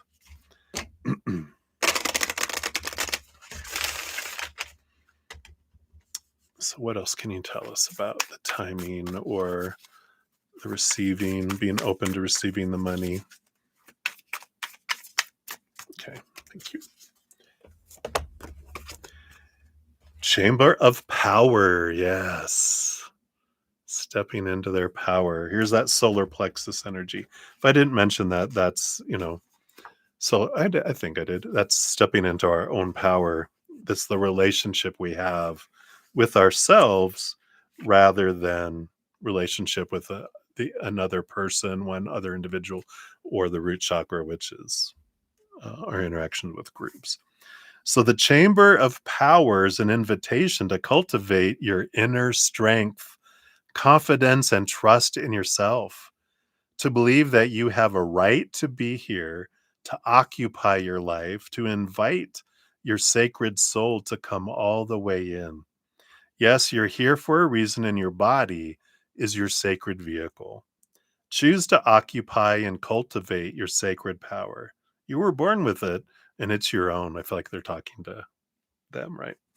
Within you, you have everything you need to do whatever you're called to do. You hold the keys to your inner power. Here you go. There's nothing you need to be other than who you already are. So often we learn to dim our light or water down our power in order to accommodate others or to fit in, right? But you didn't come here to fit in. No person did. So no matter what body is yours or what gifts you possess, no person is worthy of power more than you. And you're no more worthy of power than any other. Power isn't a finite resource. We can stand tall together. For too long, we've learned to turn against each other, to compete, shrink, or conquer others. We put others on a pedestal or attempt to stand higher than them in order to own our strength and inner gifts. You hold the keys to your inner power, and you can open the door deep within right now. If you were feeling empowered, what would you say or do? Bye.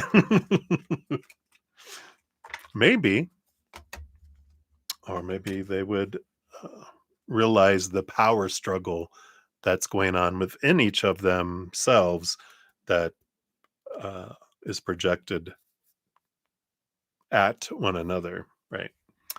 Interesting, right? All right. So that's for number one. Number two, when and will S actually use this kind of gift to leave their current situation? Anything else you can gather from spirit? Well, we kind of answered that, right? So we kind of answered that.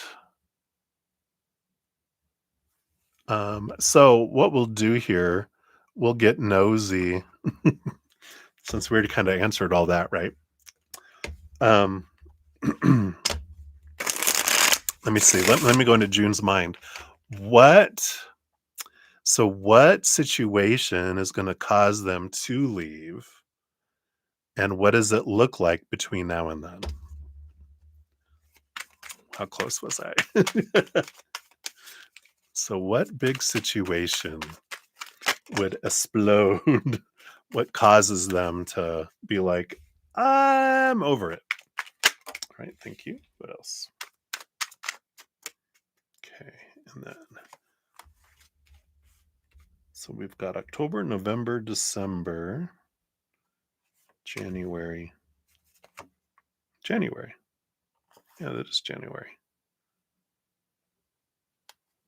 Oh no, it happens in March, February.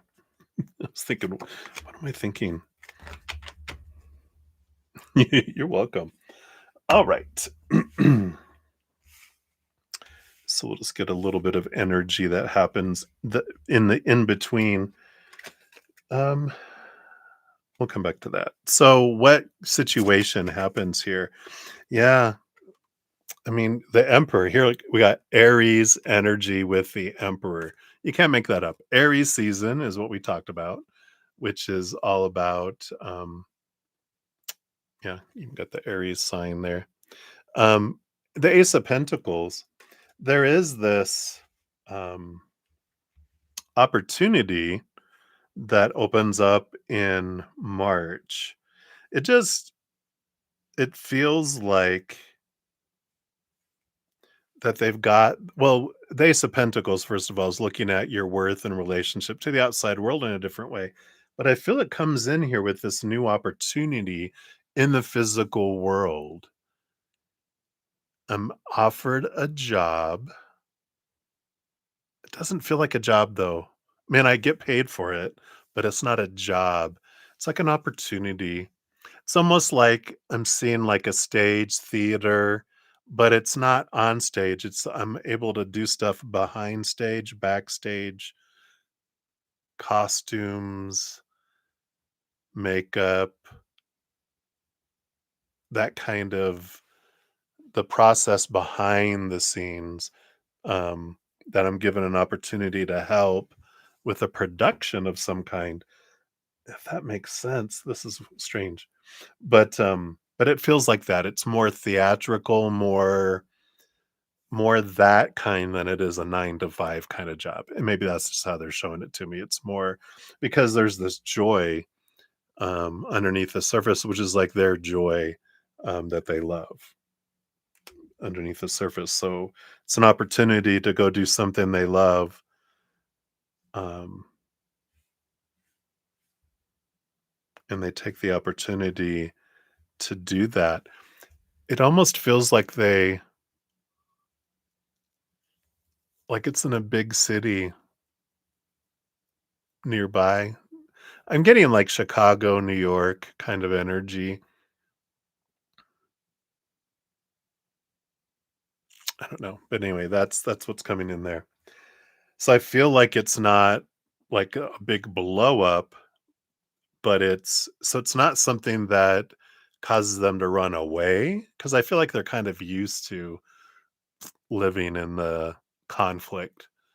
Um, but it's something that draws them away. Not romantic, nothing like that. With this is I get to go live my joy.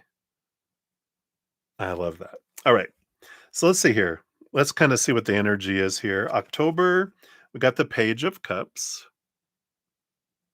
There's some happiness here, not really between them, but more individual happiness. It just feels like I've got something that lightens me up this month.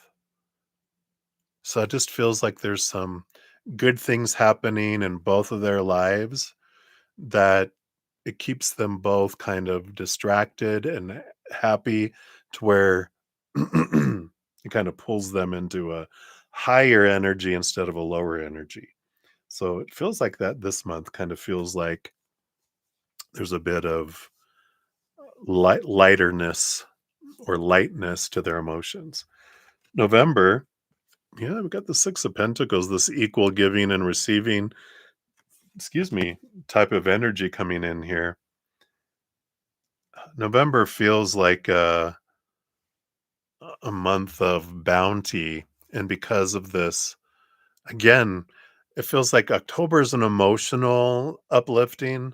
November feels like a financial, outside world kind of abundance, which keeps the energy higher. Um, because there's a lot to be grateful for. There's Thanksgiving, right? A lot to be grateful for in November that energy is brings up the energy so they're not at lower vibration so much. Interesting. December, okay. We knew it was gonna come at some point. 5 of Swords, conflict, arguments. Yeah, and that makes sense. I'm picking up a lot of stress about making everyone happy, and we gotta do this and gotta do this, and this must happen, and da da da da da. They're showing me friends of mine. They had a huge ceiling in their living room, and they would get like this. God, I don't know how tall. I'm 6'4". I had to get on a tall ladder at the very top to be able to put the star on the top. So it was like what, 20 feet or 15 feet. It was a god awful tall tree. But I feel like there's that kind of stress. It's like, and we had all the ornaments, they have to be a certain way, and all the lights, and you had to do all this, and then you had to do all this. I just feel like there's a lot of stress in December. So that's when the stress returns and kind of energy.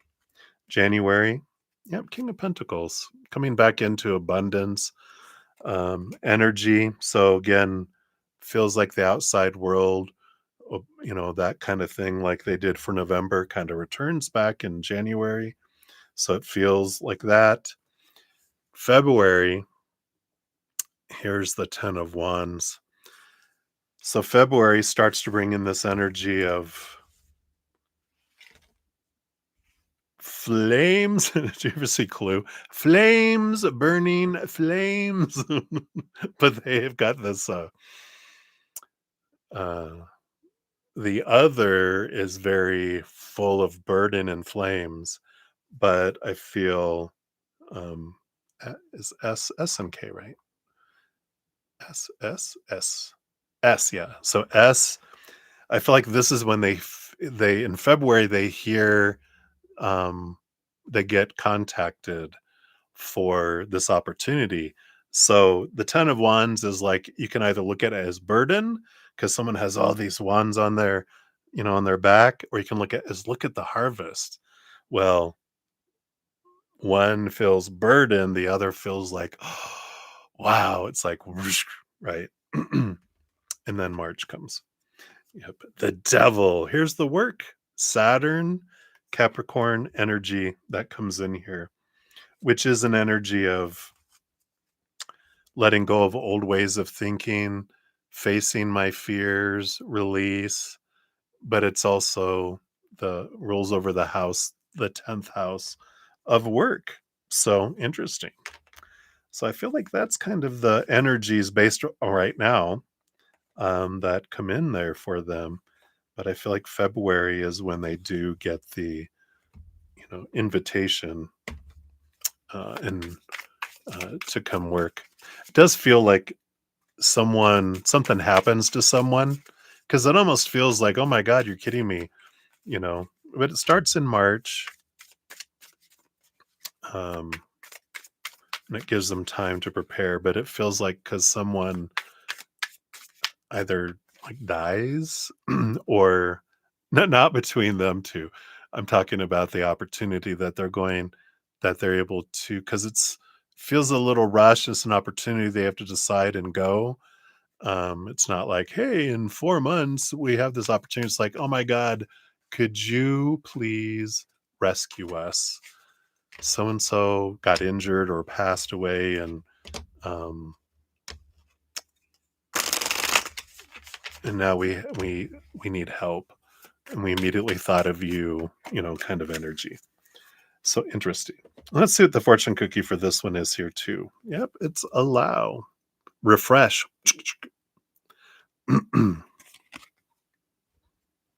You're being asked to open your energy field and take down your walls of protection in order to allow goodness into your life. Sometimes, without even realizing it, we block ourselves from the flow of life. It's safe to open yourself back up. Wow.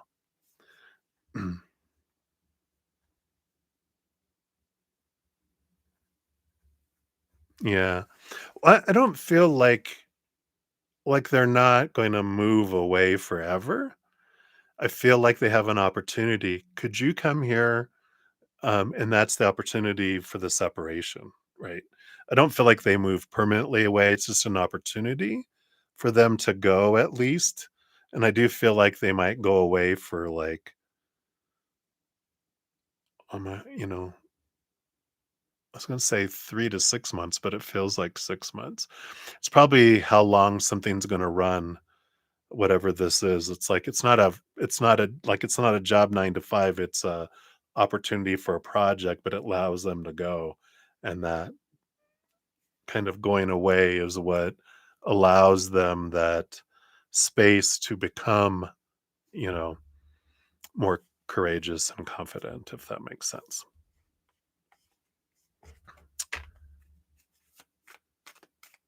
But they're using that opportunity instead of going back home, they in the meantime find somewhere else to live. And I feel like they find themselves again, during that process because they're living instead of existing kind of energy, right?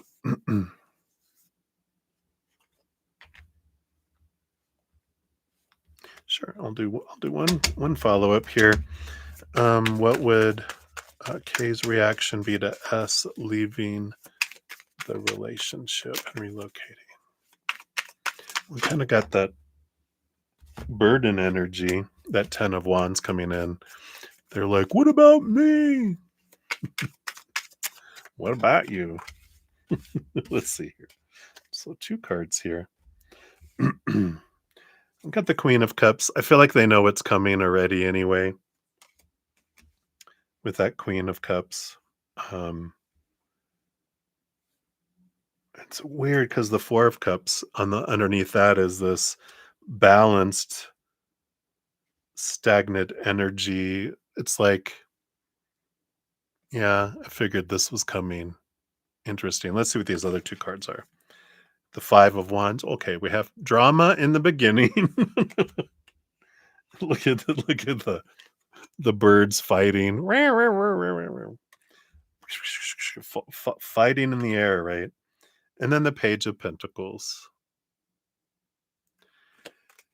I do feel like they reaction is getting upset and conflict, but then because they knew it was coming, and I feel like they'll feel here with the Page of Pentacles that it's a good opportunity, and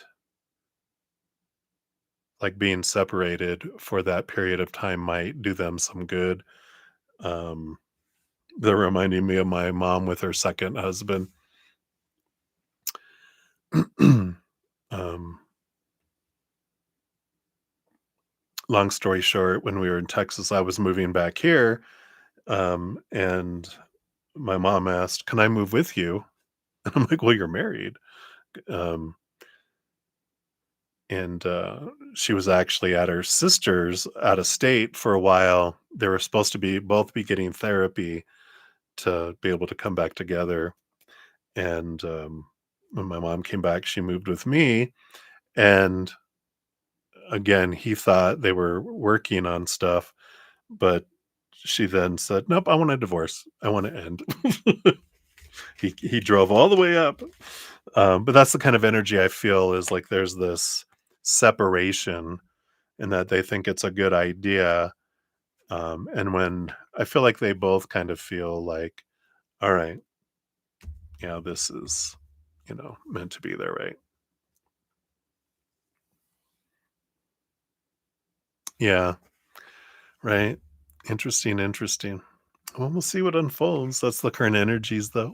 So that is what they have for you, my dear. Thank you again for the popcorn and the donations and for including us in the movie. All right. Tickets for the show, dinner and a movie. All right. So many blessings to you. All right. And let's see. This other one come in here. All right. Very good. Let me put this here. All right. So where we're at, Alice will be up next times 3, and then CJ, and then Maria P. I got yours via Z PayPal, so you'll be up after that. All right. All right. So, Alice, you are up times three. I'm glad you have a great sense of humor, June. I much prefer to laugh. I don't mind if people are laughing at me, but I do prefer people to laugh with me. All right. So, Alice, thank you for your multiple donations. We'll start off here with your happy emoji. So, thank you for that. Good to see that I'm on here. I'm glad to have you here. So, RJ's thoughts and feelings about you. What are his next step towards you? All right, yeah, we'll do a check in here. Cheers to you. We'll take a sip here before we dive in.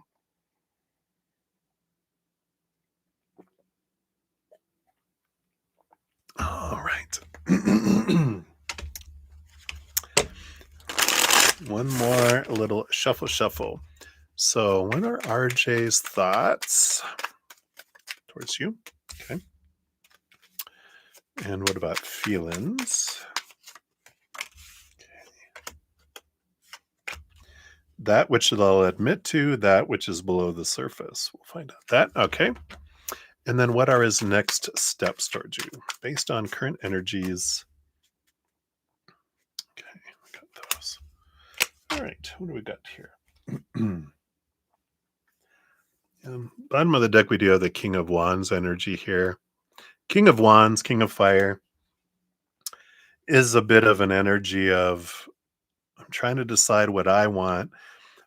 But, I talk about the King of Wands and the Emperor sometimes. If you can picture a king on a throne full with a throne room full of loud people arguing about what the emperor or the king is supposed to be doing with the kingdom and their lives.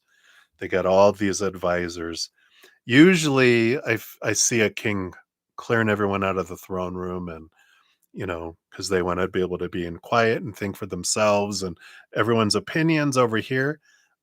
Them, I feel like they're just kind of, I see them still sitting there listening to everyone's blah, blah, blah, blah, blah, blah, blah, all these voices in their head, all the people around them on what they should do with their life, what they shouldn't do, who they should be with, who they shouldn't be with, blah, blah, blah. Right. So they're kind of in this confused state of this frustration building within them. Eventually, they'll scream, "Silence! Clear the throne room. Leave all your opinions in the box on your way out. Thank you for it, but I gotta think. I got silence. I need silence." When eventually they will pull back, but right now they're in the midst of still listening to everyone. Yeah. So, what are their thoughts about you right now? They have the Six of Cups. There's this child energy. The Six of Cups is it's like it's like childlike energy, but at the same time, it's also about um because I feel like I don't know how long you guys have known each other, but it Six of Cups is about someone coming back from the past kind of energy. And so if there's reconciliation, if you guys are not together, um, if there's reconciliation energy, I think it feels like they've been thinking about it. I want to say, I think I'm thinking about it. That's what I wanted to say. And that's kind of what it's like they're thinking about it, but um, not thinking about it in depth. We'll put it that way. They kind of think about it as a concept, but not plans on what I want to do about it. We'll see what their intentions are or their next steps here based on that is. But I feel like because there's something about the past that comes in here of, I feel like they've tried to get back together with people in um, their past because I'm seeing like high school and afterwards when they would try to get back and it never worked out. And that's a big thing that's in their head is, every time I went back, it didn't turn out well, but maybe this is different. I don't know. Spinning in their head, right? Excuse me. So there is those thoughts of, it's funny because they were like, but there's also thoughts of, it's fun when you make up and you get back together, the little period. when you get back together and it's like, oh, and it just feels like this until you start fighting again. Interesting. All right. Emotions, how do they feel about you? What they'll admit to, well, Three of Swords, heartache and disappointment, energy, fear of being a disappointment, feeling disappointed. Um, the energy below the surface is the Judgment card, along with the Six of Pentacles. Yeah, there's this emotional energy here. I just get this energy that you're a huge overgiver, like you can give so much. And that's why I feel like they're not disappointed in what you were giving, but more disappointed in that they can't keep up with you. And that's where this codependent relationship kind of falls in, where you go in as two adults and you give and give and give and give to where you become the parent and they are the child, and they take on the child role. And this is what all this is about, is they're seeing it clearly that they keep falling into these codependent relationships, and there's this balancing out where, like, I can fear being in a relationship with someone who's such a big giver and that I'm going to have to bring my most to be able to match it. But if I fear like you're always going to be able to outgive me, I'm going to feel like a failure. You're going to eventually get tired of me and, you know, boot me out, or there's arguments about you're not giving me enough. And they're like, well, I'm giving you all I can. And you're like, it's not enough. I feel like they've heard that a lot before, in previous relationships. And rather, it's like kind of what their emotions and their heart and their mind are all just spinning around is, wouldn't it be easier just to have someone with less expectations, that I don't have to try so hard and they're like thinking I'm amazing instead of me having to do so much, you know? Um, which is kind of a cop out that we do. But if you live in a black or white world of uh, either a hero or a failure and there's no gray, people would rather choose something that they do well at instead of something that they might fail at. That's the kind of what's going on within them here right now with this energy.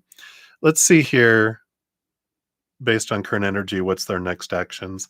Yeah, the Nine of Wands. There's like this wall that a forest field that they're not getting beyond. Even though on the other side, they see that there could be joy with this Four of Wands energy, but I feel like that's the block on the other side. The Four of Wands is joy, celebration, a joyous gathering, even marriage or marriage ceremony, and they can kind of see this Nine of Wands, but they can never get to that. And they're realizing that, and that's where a lot of like hesitancy seems to be coming in for them. And that's why this King of Wands, they're just kind of sitting there, just, when is this all going to end? You know, when is everyone going to shut up? And it's like, well, this is everything that's going on inside of here. Well, I mean, they're getting a lot of people in the outside world trying to control them as well. So, very interesting energy there. Let's see. With the fortune cookie, you have the inner temple for this one. For the other ones, you'll have this other smaller deck. But this is the in-depth one. What else do the spirit wants you to know around RJ here? Okay. Yep. The golden egg. The goose. Are you the goose that laid the golden egg? Do they look at you at not what they can give you, but what you can give them? Interesting. Hmm. No one is immune to the highs and lows of the human experience. Change is a constant, and we're forever being invited to embrace it. Our grief shows us how much we love, and our souls came here to truly live. However, there may be moments in our life where it seems like we're given a golden pass. Everything opens up and seems to go right. It's at times like these that we must embrace every single moment, celebrate our wins, sing at the top of our lungs just how grateful we are. This card is the most glorious card to receive. It's a sign that things are golden for you. Life is on your side.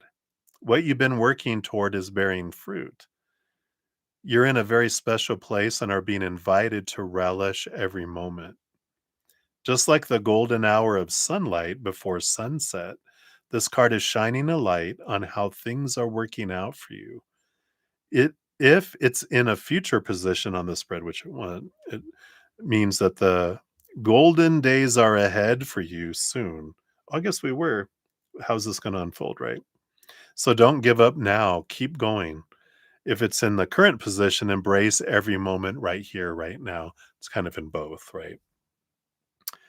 There's an inner temple activation that says, I relish this moment right here and right now. I am grateful and I am blessed. It's safe for me to embrace it all right now. There's nowhere else for me to be and nothing else for me to do. I love this because this is about realizing that our lives are golden, our lives are perfect, even though they may at times not match up to our human supposed to be, should be, need to be, have to be, want, need energy. When we really come back in gratitude to this moment, realize I've got everything I need right here. Someone else isn't going to change my worth or bring me anything more because everything I need is inside of me. Everyone else is just above and beyond extra. So there's this energy of return back to you and realize no matter what anyone does, RJ or anyone else does or doesn't do, says or doesn't say, doesn't change your worth at all, just changes your experience and you get to choose how you experience it. I can look at life as every moment is golden and perfect. And even though at times I don't understand why things are happening, I can trust that it is golden. And it is for me in some way, somehow. And instead of if I look to the future going, I can be happy when, I'll never be happy because tomorrow never comes. Like keeps on moving. Well, I got that, but now I need this to be happy. And now I need this to be happy. Now I need this to be happy. Right. It's like we're taught, right? I need to find someone who loves me. And then when I do, okay, now I need them to want to be only with me, and then I need them to be ask me to marry them, and then I need children with them, and then we need a house, and then we need this. There's always something. There's always something more, and that's the way the world we're drawn into that endless cycle. We come back to here. We're like, this is what I need in here, right? All right. So hopefully that helps. That's for number one. So thank you for that. And then for number two, we have the peach. So thank you for the snack and for the donation. For number two, what does RJ want to happen? How does he see your relationship playing out? Friendship, he wants to date again, hook up, etc. Okay. Yeah. We'll see here if they'll give us any of those because he just feels so confused. Like he doesn't know what he wants. But we'll see. What is he wanting right now in his state of confusion? What do we have here, right? So what does he want to happen? Okay. And how? And what does that look like? Okay. Look at those. Yeah, we got a bit of a hermit energy here under the bottom of the deck, which is they're really pulling back. It's like that they're getting ready to clear out that throne room and I just need to be by myself so I can think kind of energy, right? What does he want to happen? Yeah, Three of Wands. They want to go a different direction than they had planned before. What does that look like here? Yeah, the Seven of Swords. This is a card of thievery and betrayal and um, thoughts and beliefs that cheat us out of opportunities. And this is our problem as humans. The noodle here is the troublemaker. This is the one that causes conflict. If we just had our heart, we'd be like a dog. full of unconditional love, wagging our tails, having a blast, and growling and playing, and you know, getting over things very fast. But this thing is what separates us from the animals. It's why we are in so much conflict, right? Um, so it does feel here like they're kind of wanting to go in a,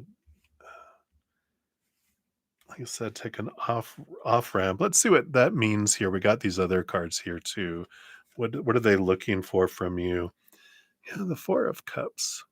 This is that emotional boredom, which represents what we all get to in one point, which is when the things we get from the outside world aren't fulfilling us. Because, like we talked about in your first reading, what I'm looking for is my own heart.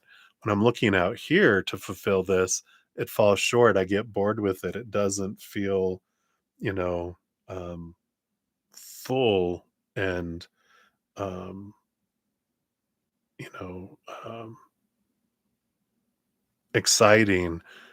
It doesn't fill us up. It falls short, right?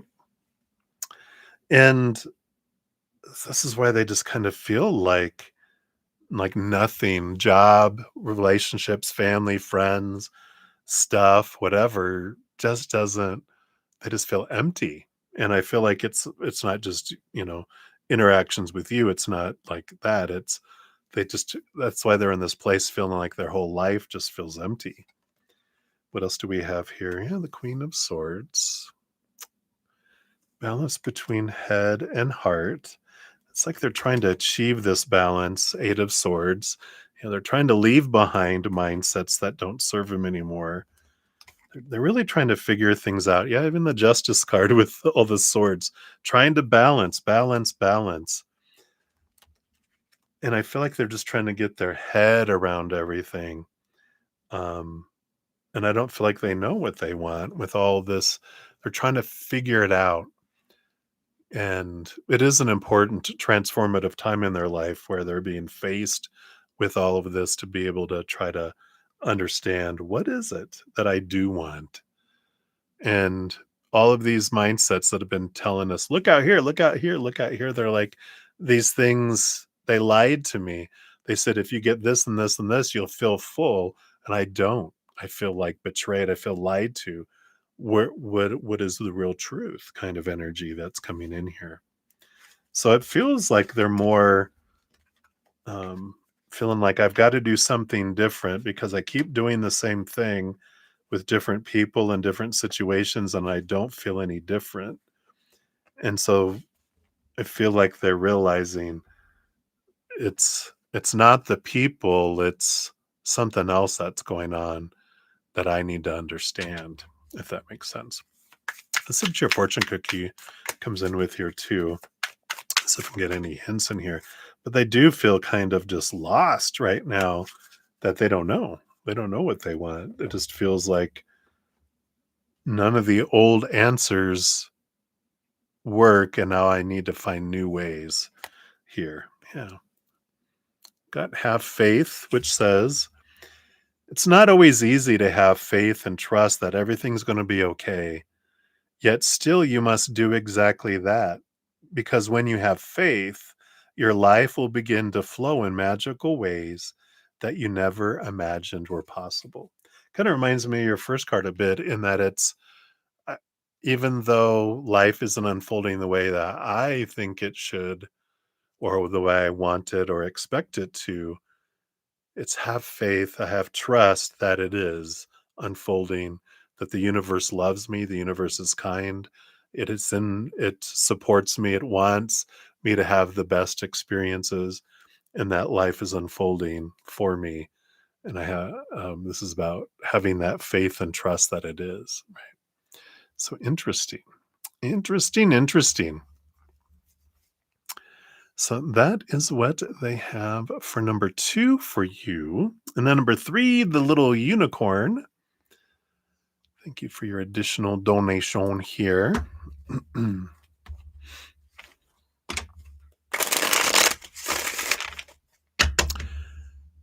And will RJ meet this week or next week? When he meets me, will he give your stuff back? All right. So will he meet this week or next week?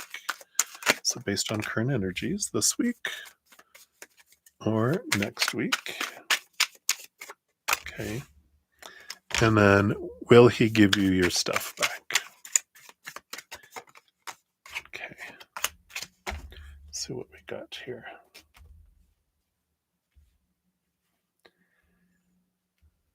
We do have moon energy on the bottom, which is cycles, but also what do we have? The 21st is the new moon in Libra, balancing energy, relationship energy. So maybe the 21st. If not, the next full moon after that would be 2 weeks after that. Let's take a look here. Um, what's the energy of meeting this week? We have the Page of Wands. What about next week? Seven of Pentacles. Yeah, so Seven of Pentacles is a no energy. The Page of Wands would be this week. So it looks like the energy is set for this week, even though that's not the 21st, but maybe it's the cycle energy. But it's like there seems to be action of meeting. And I feel like this is um, when we say this week, because what's today, Thursday? I feel like this next from today through next Thursday. So it feels like this week is next week. The other week would be the week after, which um, it doesn't feel like that. It feels like like from today through like the end of next week, if that makes sense. Will they give you your stuff back? I feel like they make arrangements. I don't feel like they bring it there because we have the Four of Swords as well, which is it's peace of mind. But we got the Hanged Man, which is a delay card, but then the Ace of Wands, which is a fast card. So it's like you guys they do meet next week and then you make arrangements. Then I feel like the next week, which would be the 21st, right? I think the 21st follows. Yeah, that would follow that one.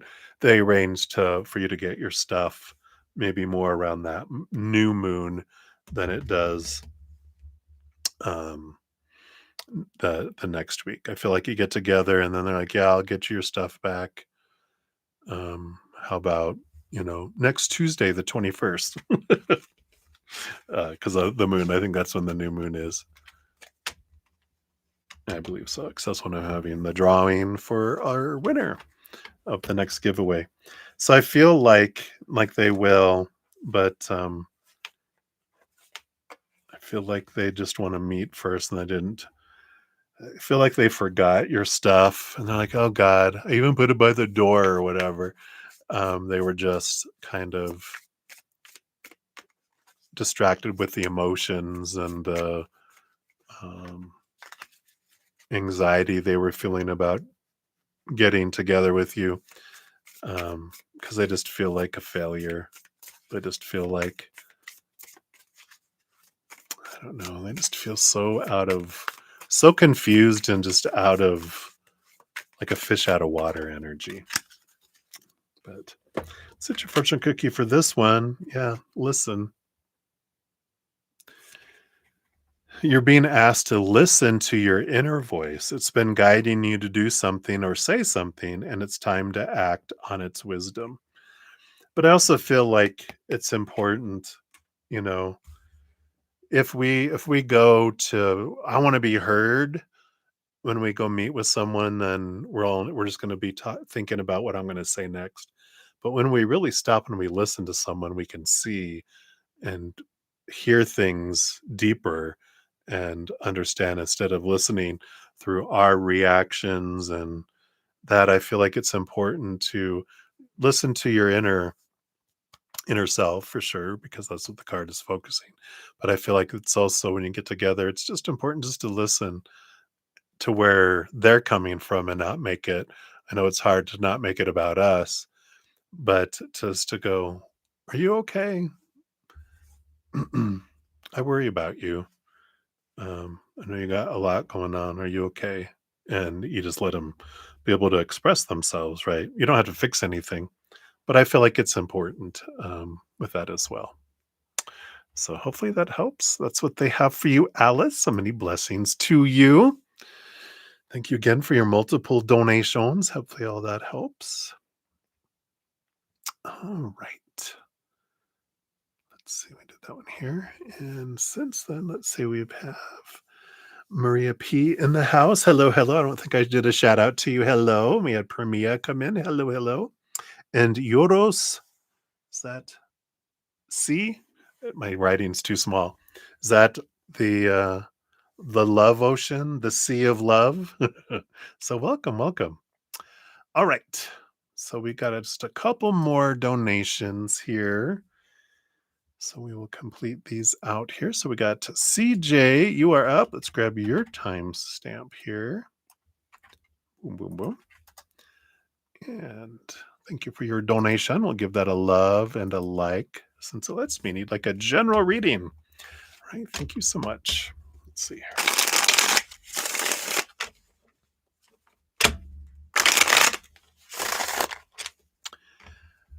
All right. So let's take a quick sip here. Cheers to you. All right. So what does Spirit want you to know right now? Okay. Get those two. These four. Okay. Ending in that one with that underneath. And I don't want those. Okay. All right. Let's get these all scooched over here so I have some space. And the bottom of the deck coming in here, you have the Strength card. So you've got this beautiful Leo energy, but this inner strength, inner courage energy. It's a very flow energy that's coming in here too. It's like the foundation of your messages. You have the strength and power to go with the flow. And it's about releasing the need to control. That you're okay. You are supported, divinely guided, divinely protected. You can go with the flow. You don't have to control other people or outcomes. You can go with the flow. So it's like kind of this underlying underneath. Two cards come out together. These two are the Six of Cups and the Knight of Pentacles. Yeah, there's this slowness of this energy right now that's coming in here, and it makes sense with go with the flow, trust the timing, right? Yay! But there is this, whenever we get a slow moving card like the slowest moving knight, which is the Knight of Pentacles, it's gives us the space to reflect. And with the Six of Cups, it's like giving you a chance here to really reflect on childhood energy. There's past life energy way below the surface, but we're focusing more on this lifetime of some previous past emotions, some past experiences that are coming from childhood. We'll see I feel like we'll know more about these. You got four cards in the middle, then you have a final card with a card underneath. So I feel like the middle four are telling you more about what this focus of this past childhood energy is. So the first card up, you do have the Two of Pentacles. It's interesting. I noticed you've got this infinity symbol twice here. You got it in the Leo card in here too, which is about cycles, the breaking of cycles, mm, breaking of ancestral family cycles that are coming in here, and that you have the strength to transform and to change some things.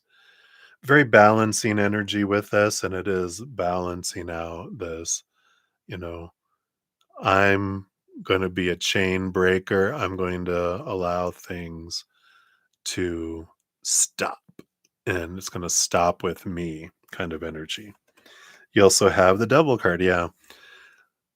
We've got the Capricorn Saturn energy. It's the work, it's the how do they call it? He's like the big taskmaster that shakes and rattles our cage to break addictions, to break cycles, to break chains.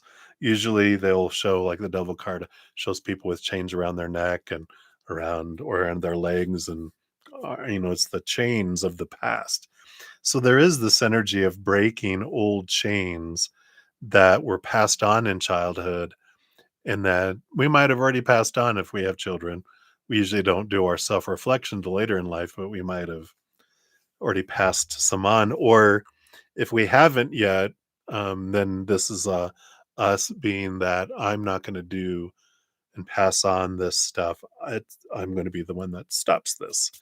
Um, Allows more freedom for the generations to come. I'm going to help break cycles. So that's very fitting here. Yeah, the Five of Cups. Yeah, I'm going to transform emotional energy from lower vibration to higher vibration.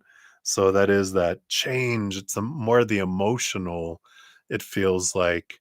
So it could be any kind of emotional abuse or emotional manipulation that we grew up with. It's like, I'm changing that. I'm not going to, like, sometimes we'll be manipulated through guilt or sadness, right? Where if people like our parents and different ones, if we were like if we didn't do what they wanted to do, oh, I'm so sad, and they cry. Oh, no, no, don't cry. You made mom sad, so now you should be bad. You're bad, right? We learn when we're younger, we're responsible for everyone else's emotions, but there's this freedom that comes when like I'm not going to manipulate, and I'm not going to be manipulated anymore by the sad Z's. Which if that doesn't work, then we go to the bullying. If that doesn't work, then we go to rejection. If that doesn't work, we go back to the sad Z's, because when I rejected you, you didn't respond and chase after me. There's all that manipulation cycle that happens with sadness, bullying, rejection, sadness, bullying, rejection. And I feel like this is the cycle that we're breaking is I'm not going to do that anymore. I'm going to speak truth, and I'm not going to use guilt or manipulation like it was used on me. I like that. Let's see what else we have here. Yeah, the Five of Pentacles. So both of these are the big energies that you're overcoming, because the Five of Pentacles is the belief in lack or the fear of being abandoned, left behind, left out in the cold, which happens in that third stage of manipulation. I reject you if you don't do what I want you to do. So out of my fear of not belonging, I do what you want me to do. But it sets me up with mentality of lack in my life. So I like this that you're breaking change, you're aware of these things, you're that number 5 of change and change is really there, which leads you to, yeah, Page of Cups, emotion and love going to a higher level instead of at the lower level. So I like that, brings happiness. Yeah, and the 5 of Wands too, transformation of energy. So there is this, it's the energy of change, breaking the chains through the energy of change. And you have the ability to end those conflicts. Um, and that is the empowerment that I feel like that you have. So hopefully that resonates. Let's see what your fortune cookie brings in too. But the chain breaker, CJ the chain breaker. Probably have done a bunch of this already, but I feel like there's uh, a heightened stage that you're going through with all of this. So, all right, let's see what else we got here. What is your fortune cookie? There it is. Do you have, yeah, you've got inner autumn changing to inner spring. I like that. So let's take a look here. And this is all the inner life, right? Let's see that was in there somewhere. Here it is. So, inner spring, of course, is new beginnings, planting seeds, getting ready to bloom, tending your dreams, Upward energy, excitement, hope, potential, inspiration. Feels like there's so much potential here and it's exciting. In the fall, I like this because you're allowing leaves to fall from the family tree so that you can plant new seeds. I like that. So, autumn, inner autumn is letting go, wildness, realignment, courage. There's that strength card, courage, falling away, loosening your hold, harnessing your inner power, frustration, sacred rage, alchemy, taking your place, reaping what you've sown. And it feels like a quiet power. Time to make some changes. There you go. Boom. So, nature is the greatest mystery school there is, and the greatest teacher within that mystery school has got to be the seasons. Just as the seasons around us change in our life, we can also experience inner seasons. So, knowing which season you're in can help you negotiate that period. And being able to embrace the season you're moving into can offer strong medicine and guidance that will help you navigate what lies ahead. There's inner journaling prompts for both spring and autumn. For spring, it's what lights you up? What's your soul calling you to do? What's your heart's deepest prayer? If you knew you'd be supported, what would you do? What's your secret dream? What do you want to experience next? And how can you truly live? For autumn, it is what's falling away? What are you clinging on to for fear of nothing coming to take its place? And if you weren't afraid of your power, what would you do? And how are you being called to transmute your sacred rage into something productive? Ooh, I love that for you. So that is what they have for you, CJ. You are very welcome. Thank you, thank you, thank you. All right. So thank you again. What a powerful reading. I'm just like kind of just processing all that, right? Beautiful, beautiful power. All righty. So what we'll do here. See, I've got two more donations, but we are at 2.5 hours. So I'm going to take a little bit of a step away from donations. I'll come back though.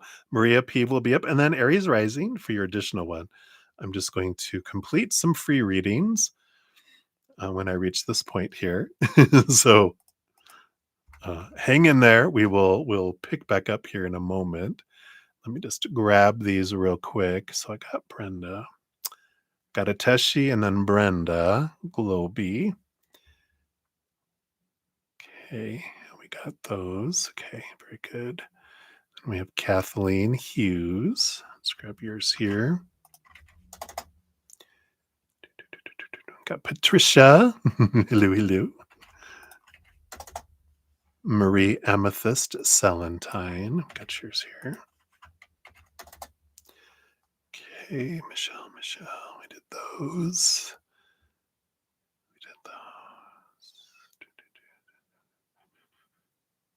Okay, we did that one. Sorry, just making sure here. All right. Then we have Marie underscore 10. Okay, we did that one. And then Guja. I'm probably totally murdering it. I'm so sorry. Okay, we did those. Okay. And then we have Olivier Vagara. Okay. We have Lily F. Okay. Sorry to tell you how many people are in the queue. Sorry, I don't read much of the chat while I'm doing the readings. So my apologies. I don't always catch those questions. But if you've been paying attention right now, then you know kind of where everyone's at here.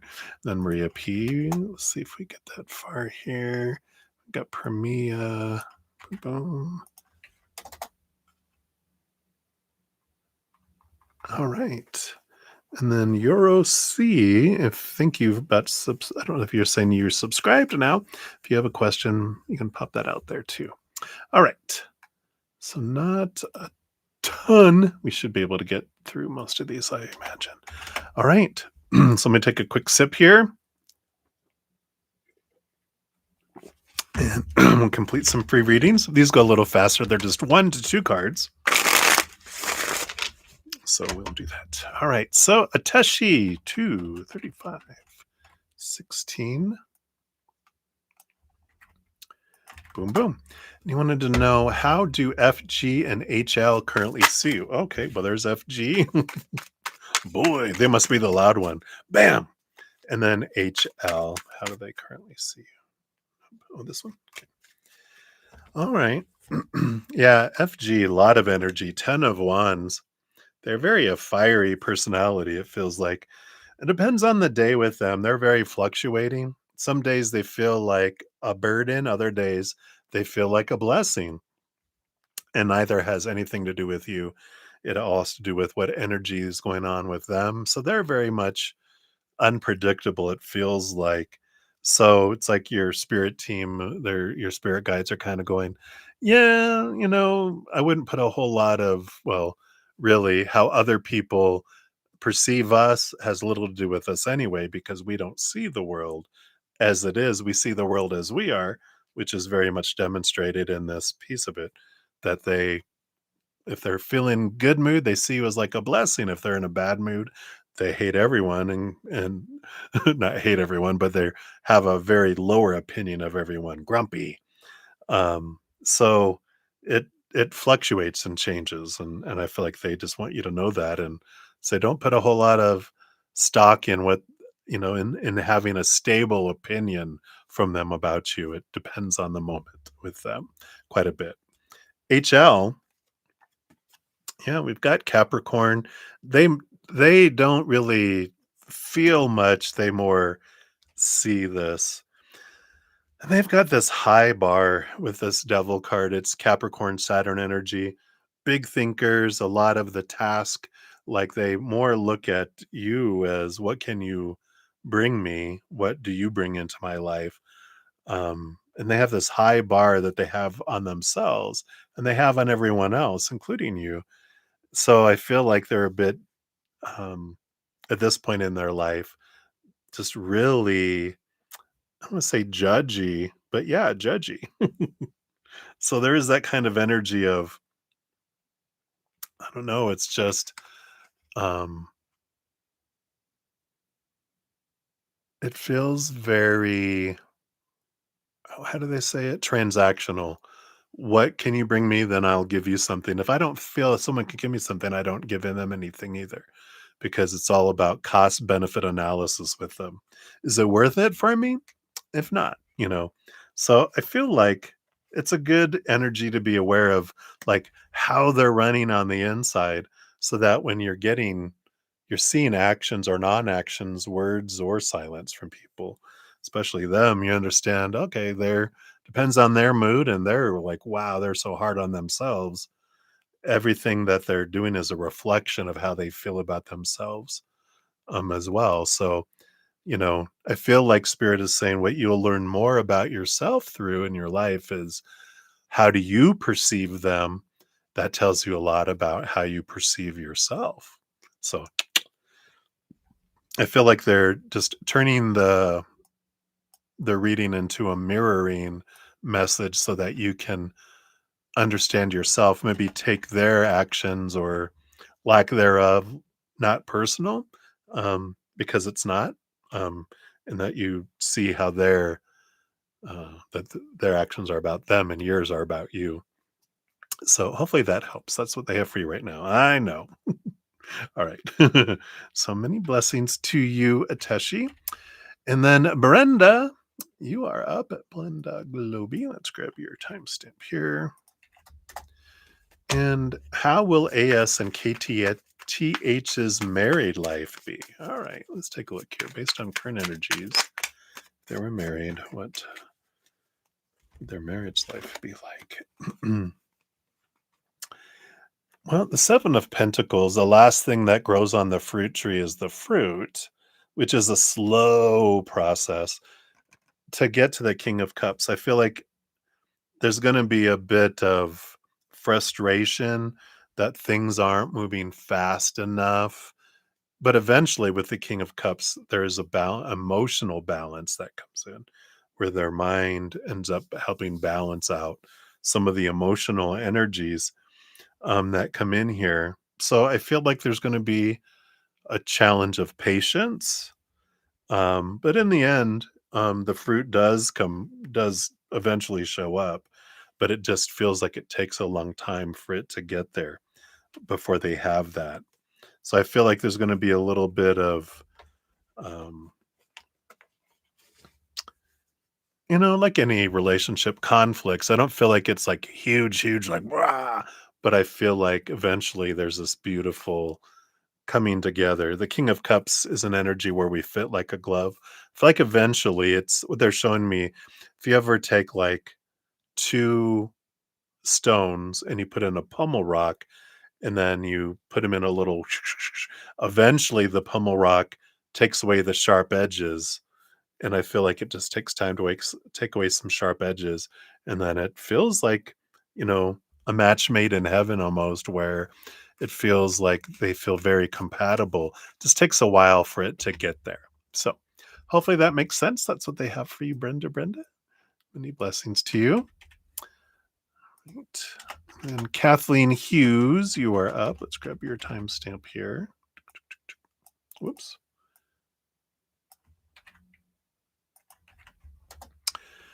Adam's current feelings for you. He did not talk to me at the festival. Ugh, Adam. Ugh. All right. Let's see what their current feelings are here. What is going on here? Yeah, we got the moon energy here. Um, there's a lot of deep, deep, um, I don't want to say emotional things flowing below the surface. The King of Pentacles here, is this.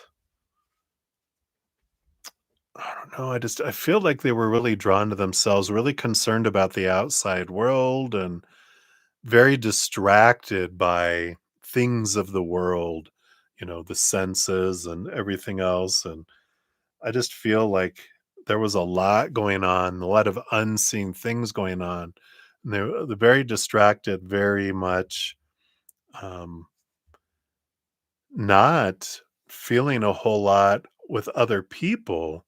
you know, it's like his current feelings for you match his current feelings for everything. He's just very focused on me, me, me, me, me. I'm feeling not by you, but I'm feeling very threatened and unsafe and feeling like my life is on shaky ground to where I'm in that fight or flight survival mode about everything is for me right now and screw the world. It's all about me right now. And I feel like that's the kind of energy that they're in because there is something that has happened with their inner child where they feel unsafe and out of control. And that just put them in this mood where, I say when our inner child feels unsafe and out of control, our little inner child sounds an alarm. It repels out our intelligent, loving, compassionate adult mind, and we revert to a 2-year-old and its pet hissing cat, where it's like a little child that wants to play with all the toys. These are all mine, mine, mine, mine. Doesn't think about other people. They're very focused on themselves right now. So something triggered them, but so it's not really. I don't feel like it's personal towards you right now. I feel like it's more like they're just kind of in this survival mode energy. So hopefully that helps. Right. So many blessings to you. All right. Patricia, hello, hello. You are up. Let's grab here. So a fortune cookie on what you need to know right now. Absolutely. We'll do it from this little deck here. All right, there we go. Boom, boom, boom. And you've got bravery, the power. Boom, boom, boom. Like that. Power. Power to Patricia. You're being asked to make a tough decision that you've been putting off because of fear, which is understandable. But you do have the strength and bravery to make this decision, and you will feel so much lighter when you do. Wow. Boom. Short and to the point. That's what they have for you, Patricia. So many blessings to you. All right. And Maria Amethyst Celentine. Let's grab yours here. And you're wondering, will you and Philippe reconcile? Will we ever be together again? He moved out. Will we ever be together again? And circle one. Okay, let's take a look here. So, will you guys reconcile? Okay. And ever together again? And if so, when? All right. I feel like we'll grab one of these Learning Tarot for your other card. And this is for the when as a period of time. It's based on current energies. So, will you guys reconcile? We've got the Nine of Cups and also the King of Cups. You know, with this combination here, because this is like a dream come true with a perfect compatible person that you guys fit like a glove. But as soon as I got the 9 of cups, the 9 of the hermit energy kicked in, and I don't feel like you guys will, because it's not there's someone out there that's more like a dream come true, that you guys fit like a glove in both how you communicate, how you think. It's just a wonderful blending and bonding where you don't fight, that you it's like you deserve to be with someone like yourself that gives from the heart and gives and wants this togetherness. Um, and that's not Philippe.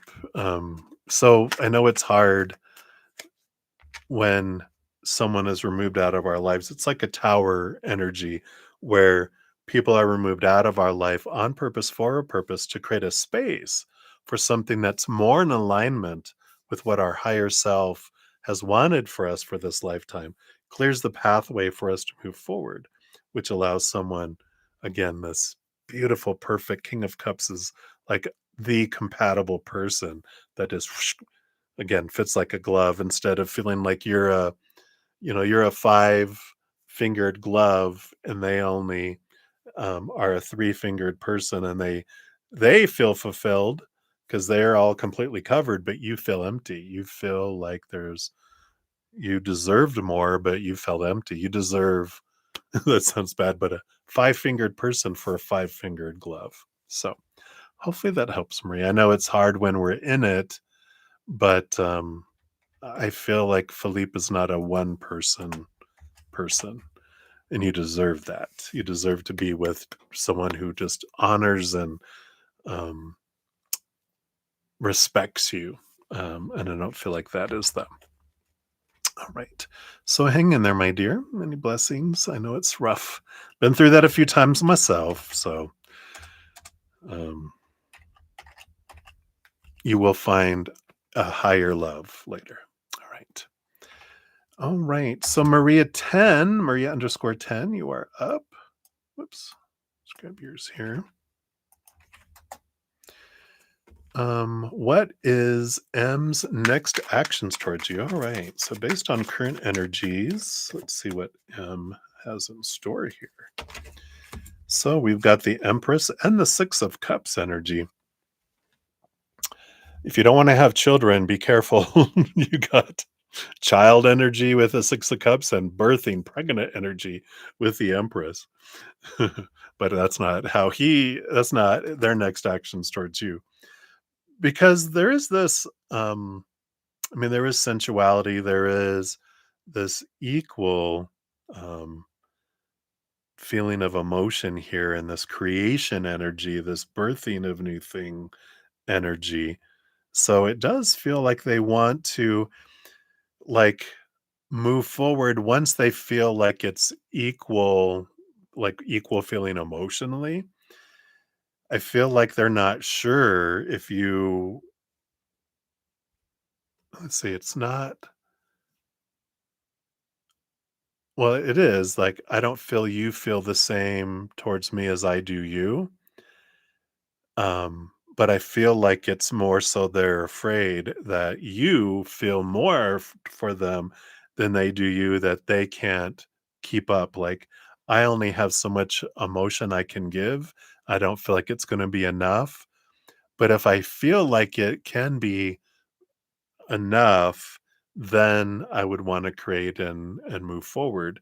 But there's these old beliefs of inadequacy as far as like they haven't really learned a whole lot about their self-love, and so they only have so much love they can give, but you're able to give so much more love, and they're like, "What if this isn't enough?" And I feel like once they feel comfortable with the rate of emotional exchange that you're okay with it, then I would feel like they would wanna create and move forward a little more, create something more, but there's this hesitancy, um, there on being able to um, move forward yet. So they're kind of gathering emotional information to make sure it's safe for them.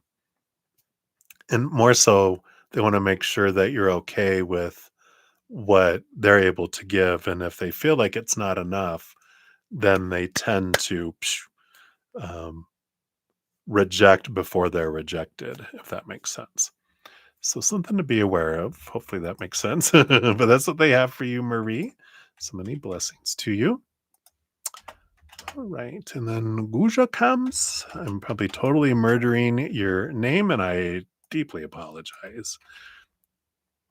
But here is your timestamp. So at least you can read your name and go, oh, he was meaning me. All right. You want to know why is Keshav's behavior changed towards Komal? Oh, okay. Let's take a look here. What was the source of change in feelings? Okay. Oops, I didn't want any of those. Let me just reshuffle here.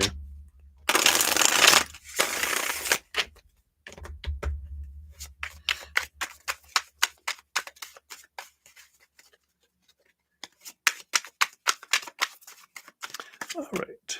So we got these two. So why did their behavior change?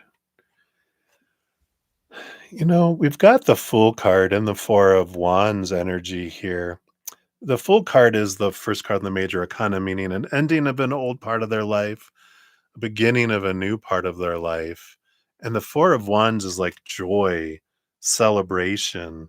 But it just, this combination is like, um, they are wanting to start this new adventure free of expectations and wanting to follow their joy and to seek their joy. It just feels like there's this freedom energy of like, this hawk flying or this eagle flying here. And I just feel like they've reached a point where they were trying to, you know, be what everyone wanted them to be in their lives. And they just got exhausted. And they're like, I got to find my joy. I want to do what I want to do. And I feel like they kind of have overcompensated. They might have been like a big people pleaser energy before where they were like feared if I don't do what everyone else wants to do, they're going to, reject me. Well, they just got tired of trying to be what everyone else wanted them to be. And now they're like, I'm going to be me and I'm going to do what I want to do. But when we do that, when we go from an extreme people pleasing, we kind of maybe overcorrect sometimes and we become a bit more short and because we are that fear of rejection. We're stepping out to be courageous. I'm going to be me, but we're also prepared for people to reject. And so we kind of change our attitude, we kind of change our approach. But I feel like it'll balance out, and I feel like as people are like, "Yeah, be you. You didn't have to do all that all before." But that's how they were raised, and now they're kind of stepping into their own a bit more, wanting to do stuff they enjoy, and so they might be a bit standoffish or putting up walls because 'cause they're expecting people to reject them, and so they kind of are preparing for rejection. So hopefully that makes sense. That's how I feel is coming in there. All right. So many blessings to you. All right. And Livier Vagara, you are up. Let's grab your timestamp here. There we go. All right, Livier. So description of the person coming in your life. All right, we'll see what little tidbits on the scavenger hunt that they'll bring in. Okay, they want that one. What else? And this one here. All right. So you got the Seven of Cups on the Tower. Wow. It's interesting because I don't know if you heard our the black lab upstairs dropped her bone on the hardwood floor. I like this because the Tower card is this phoenix rising from the ashes, and Seven of Cups, someone who's experienced a wide variety of emotions, which is great because that means they feel their emotions and they haven't stuffed them. And the Tower card, which is they've had things torn out of their life and they've faced a lot of their emotional um, challenges. We'll put it that way: the emotional confusion, the emotional challenges, all this, and I feel like they have felt like their life was being, falling apart around them, and they've risen from the ashes like the phoenix has, which allows them that strength, that inner emotional strength. And because they've overcome those things, there's like this less sense of fear because they're like, I survived all that and I'm thriving beyond all that stuff. I just feel like they're very emotionally intelligent and emotionally stable, um, and emotionally expressive too, which I feel is important for you. The stability and also the ability to communicate emotions. I feel like that's two things that they just want you to know in that scavenger hunt. I know sometimes we think we want the whole background check on someone, but it's all the discovery of who they are. That's the fun, exciting thing, right? So, those are two tidbits for you, my dear, and that's what they have for you. So many blessings to you. All right. And then Lily F., you are up. Let's grab your timestamp here. All right. Anyone want to know? Whoops. I just put your question back out there. Grab the wrong thing. Here, we'll do this. Let's just get rid of that. That's ugly. There we go. So you wanted to know, will Yakub contact you and what is a time frame? All right. I feel like let's pull here from the Learning Tarot here for time frame. And I feel like it's going to answer both here. So we got the Page of Swords. Yeah, Page of Swords is new contact, because swords rolls over the mind, but communication too. And Page is new, a new one coming in here. Um, what do we have here? So there's three time periods, and one we're in right now, which is September 23rd to October 22nd.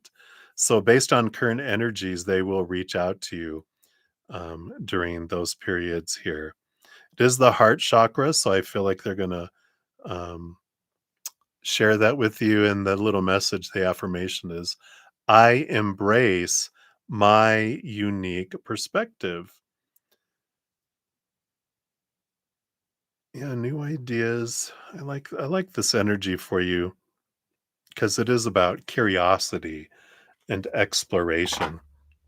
I feel like that's why they're contacting you, because they want to understand you more and communicate with you more. And I feel like it's important for your conversation to express curiosity with what um, the conversation is about instead of trying to control it or expecting it to go a certain way. Instead of trying to control, be curious. Ask, oh, why do you feel that way? Or, just inquire and be curious about what they're saying and who they are. And that'll allow the conversation to unfold more along the lines of what the connection you're trying to have, right? So hopefully that helps. That's what they have for you, Lily. So many blessings to you. All right. And Tanya Hikes, you are up. Let's grab your timestamp here. Boom, boom, boom. All right. And a general message for this weekend. All right. Let's see here. What does Spirit want you to know for this weekend? Oh, all right. Up there. Boom, boom, boom. Ooh. Okay. They want this one. It's like the unfolding of things. And it's interesting. Yeah. You got the Queen of Wands and the Six of Swords. I feel like this is about, the Queen of Wands is about you taking action, about you being aware of your energy and where you're investing it. And the Six of Swords is an energy of let go of the old ways of thinking, look at things differently, and take action on it, move forward on this new way of thinking. It's like, I feel like there's this nudge and urge to do things differently this weekend, whether it's go places you normally haven't gone, approach things with a different mindset than you've had. Because I feel like it just brings in this um, new experience, an important new experience. Because I feel like and I don't know if this is romantic, but it definitely brings in a connection with someone that you normally wouldn't connect with.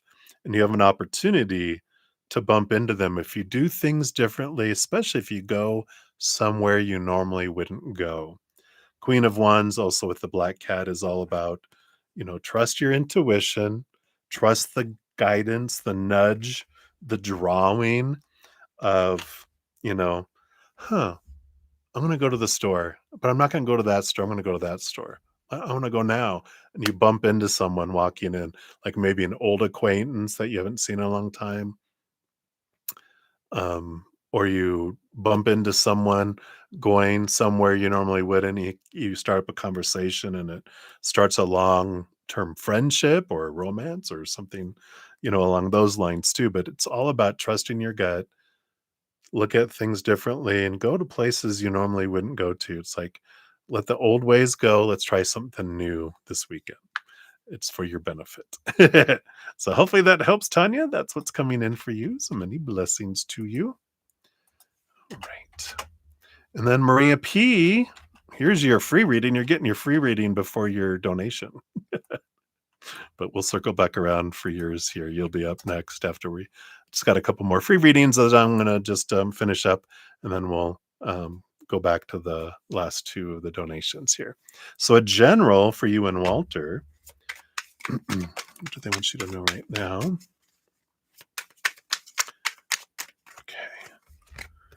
And you've got the 10 of Wands and the Knight of Cups.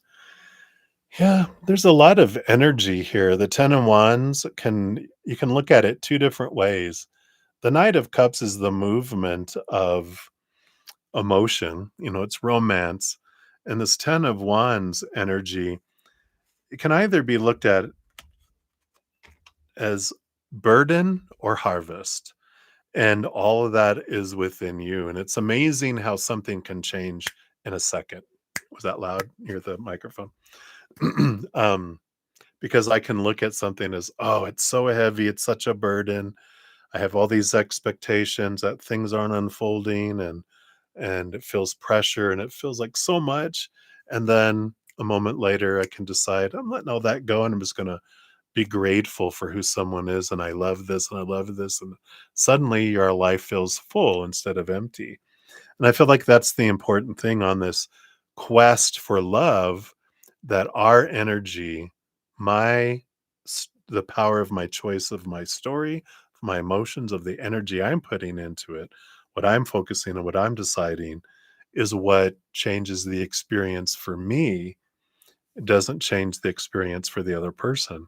My choices are for me, their choices are for them.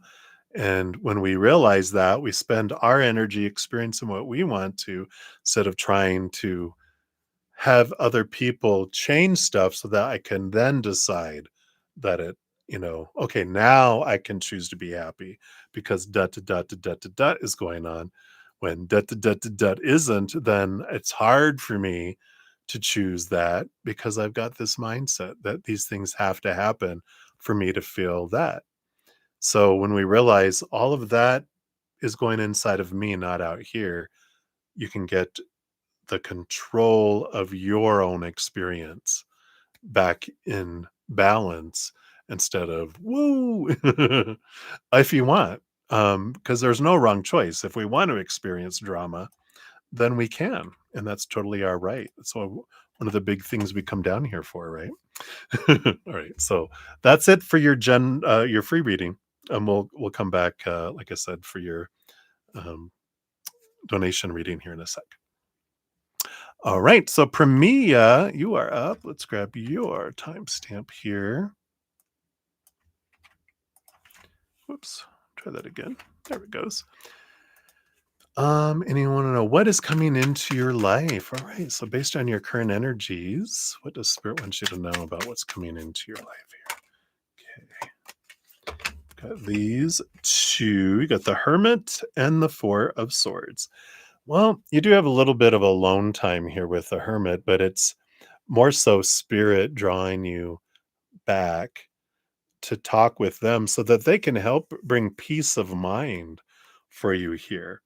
It's like you're being called to have a reflective period where you question, your expectations, these um, beliefs on who people are supposed to be and should be and need to be and have to be and must be. Like, how should they act and not act? What should they say or not say? And all that, and also about situations and about body and money and possessions, all the three buckets of that we use to define ourselves by. This is questioning those thoughts and beliefs. On the Four of Swords, someone sleeping on the fourth sword, which is the Ace of Swords. The three swords are the Three of Swords, expectations equal disappointment on the wall. But what brings the peace of mind is when you see things from a higher perspective, from a place of unconditional love in the higher realms instead of from the small t truths rooted in fear, fear of rejection, fear of not being enough. When we're able to take a big deep breath and see things differently, we do that with a hermit goes away from all the activities to be able just to sit with spirit and hear from them and see things from the perspectives they want to bring us. So much more peaceful. We live in a space of gratitude, unconditional love and joy and peace and laughter instead of you know so it's a period here you're being drawn to have new information with your spirit team. So whatever that is, meditation, journaling, going for walks, however you connect with spirit, I feel like you're really being drawn in to to them right now, so that it can prepare you for what is coming your way so that you can see things a bit differently than you have in the past, right? So that's what they have for you, Premia. Hopefully that helps. So many blessings to you. All right, and then I just have I'm gonna throw, Debbie in here. I didn't have yours, but we're gonna throw you in here, Debbie O, Texas, since I just have one free reading left. This will be the last one, for the free readings for this evening, and then we'll be jumping back into finishing up the donations. All right, Debbie O. Hey, Johanna, welcome, welcome. All right, so why did Randall feel the need to text you that he got an apartment in Kingswood? Oh, wow. So instead of 4 hours away, they're 45 minutes away from you. So that the missile you launch doesn't hit someone else. He wants you to let you know that I don't live at that old place anymore. I'm just kidding. All right. So what were his intentions? Okay, thank you. All right. Randall, what's going on here? Wow, the 9 and the 10 of Pentacles. So this is all about fullness in the outside world. And, I like this. The 9 of Pentacles. It's funny because the 10 of Pentacles came out here, right? Oh, so you can blow it up anyway? But the 10 of Pentacles is like a fullness of life kind of energy. And so there is that. They did enjoy their friendship, and they're bringing back a text that you guys had something around the lines of, "I wish you wouldn't do this because 'cause you're ruining our friendship," or something, right? And, because 'cause they're I feel like the friendship with you means a lot to them, and they, didn't wanna lose it. So I feel like that is kinda like a peace offering, but the 9 of Pentacles is an energy of, "I'm being a hermit. I wanna be with myself, but I do want you part of my life, but not in, you know, as a friend," right? And, um, so I feel like that's why the 10 of Pentacles came out first. That's funny, the rocket, and the 9 of Pentacles comes out there. So they do feel like you are an important part of their life. And they don't want to lose that, but they also want their independence energy. So hopefully that makes sense. Bombs. So I feel like that's why they let you know that that they're 45 minutes away. If I feel like that's a peace offering, kind of that. But that doesn't mean you have to do anything with it. That's just kind of what they're doing. If someone reaches out their hand, you don't have to take it. You can, no, thank you. That's your power of choice. All right. So that is what they have for you, my dear. Hopefully that helps a little bit. All right. Sorry, let me take a quick sip here. My voice is trying to go away.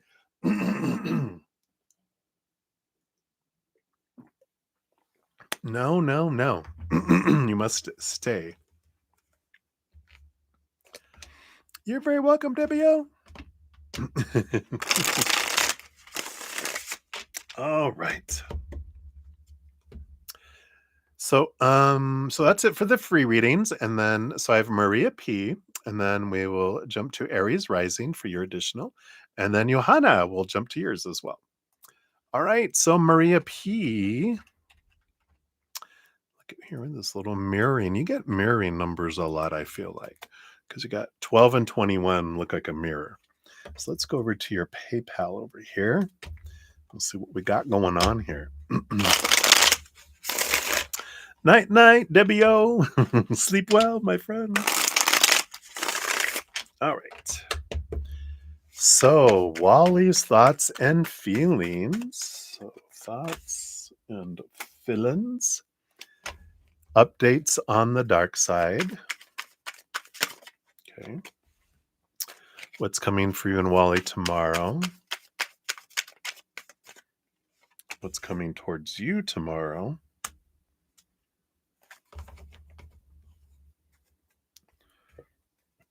Thoughts on you from your boss, Laura. Has Jeff thoughts me? My goodness. um, Jeff. And then what's coming towards you and Wally for the weekend? Okay. Questions. All right. So Wally's thoughts. Got the 4 of Cups. Yeah, it's like they're really focused in on emotional stability. I feel like they're thinking a lot about how can I balance things out emotionally between the two of you. It's really coming in here. What are his feelings? Yeah, got the Emperor energy, which is uh, how can I how can I make plans and bring things to fruition with you, and the Chariot, the power of choice energy coming in here too. So it feels like with the combination of all this, excuse me. Here, let me just get a cough drop here. There is this energy like what like because they're trying to work out how do I make things balanced between us. Stable is a better word. And the emperor, again, this number 4 energy of the emperor, how can I make things stable? And this chariot card is what choices have to be made to make things to bring that in. So I feel like they're doing a lot of that thinking about that kind of energy. Updates on the dark side. Yeah, the 8 of Pentacles. They are working here. This is putting in the blood, the sweat, the tears to try to get the fruition, which makes sense with this other cards we got because I feel like they're being it's like a fire's under their butt to get things moving faster because they feel like that's the thing that that's the thing at the core. I feel like they're coming to terms with that's the biggest single obstacle between stability between the two of you because that's something that keeps coming up. I feel like you bring it up a lot, at least in their mind. I feel like they feel like you bring it up a lot when you're moving out. When is that going? What's going on over there? Are you da da da? Because they realize that. So I feel like they are trying to plan more planning. I don't feel like movement yet, but they're trying to put things into motion for moving out and separating things from them. What's coming for you and Wally tomorrow? 10 of Swords.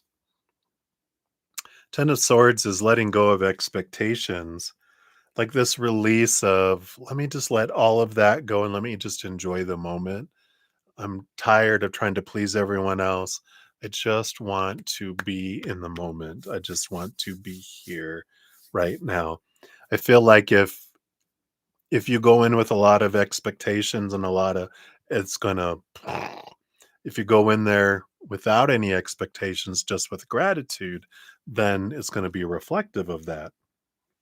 So I feel like they're telling you here, however you go in with, in with tomorrow's energy, that depends on how things unfold. Because if you attack, then they're going to get defensive and you're going to fight. If you go in with just gratitude for who they are and love for who they are and the relationship you guys have, what you take into it, what you get out of it, then it becomes a moment of, yeah, the clouds part and the sun shines on you kind of energy. What's coming towards you tomorrow altogether? Yeah, you got again, you have the 5 of Wands. It's up to you. 10 of Cups. Exactly what I said applies all around here because that's the 10 of Cups. I was going to say the 10 of Cups too because it's joy. Can either be two otters playing or two birds fighting. What do you want? So there can be drama or there can be joy. It all depends upon your choices. Am I going to focus on what's not happening, what I want, what I need and lack? Or am I going to focus on gratitude? And your day is going to reflect that, especially tomorrow. The energy is like huge tomorrow for you for that. What about thoughts on you from your boss, Laura? 3 of Cups. Joy, celebration, feeling of community and togetherness. So that's very positive energy.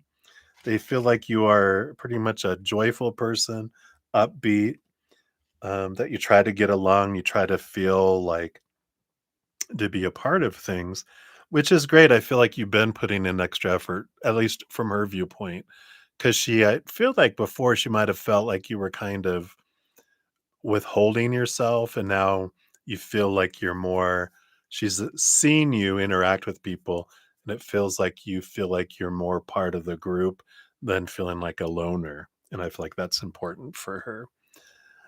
Jeff's thoughts on you. Two of Pentacles. Here we go again. You're a choice between two people. We keep on having that, right? I'm going to leave it there. That's all you need to know, that you're an option between you and someone else. What's coming towards you and Wally this weekend? Page of Cups. You have this great opportunity for heightened emotion and love. So it feels like things can go to another level emotionally. But again, it all depends upon your choice of what your focus is, right? So you have a great possibility for higher love. I like that. For your fortune cookie, let's pull that up here.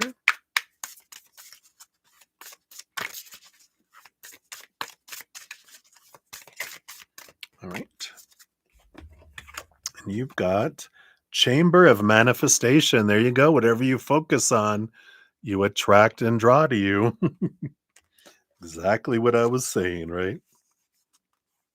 What dream does your soul have that you'd like to bring to life?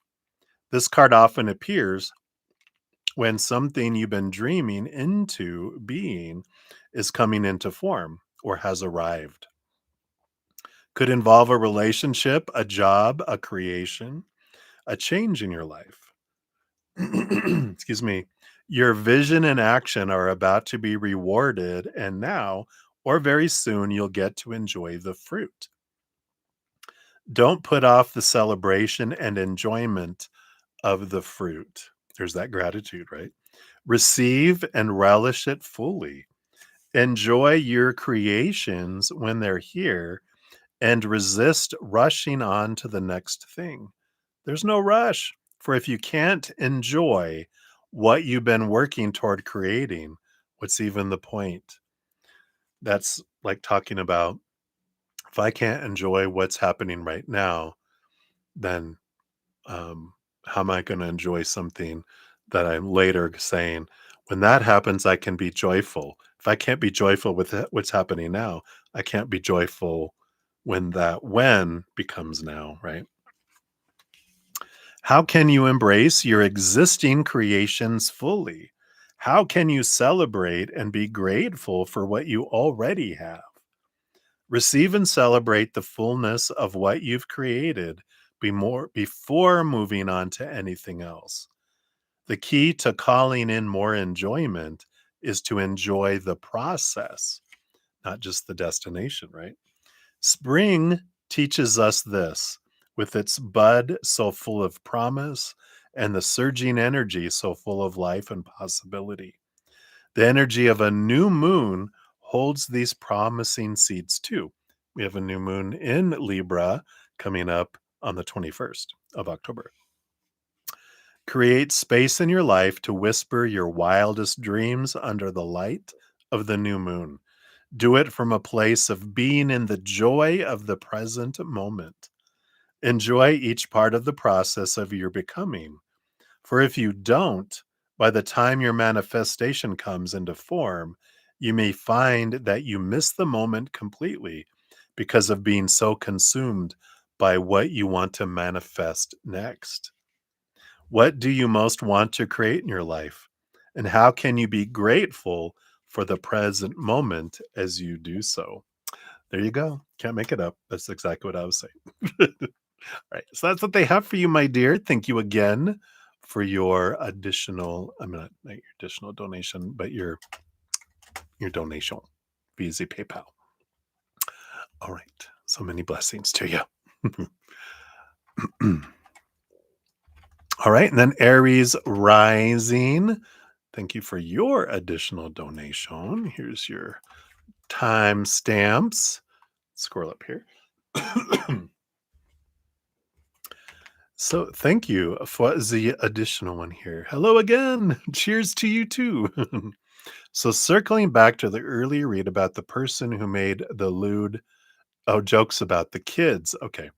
What will be the thoughts, feelings, and actions be when they receive the feedback from the company. For example, are they someone who receives constructive feedback well? And this will react gracefully. All right. And also the same question for the actual owner of the vendor. The owner is the one who will have to deliver the news to their employee who made the comment. So, yeah, I get it. All right. Let's take a looky here. But first, let me take a sip of this lemon water. That might help clear out the phlegm here.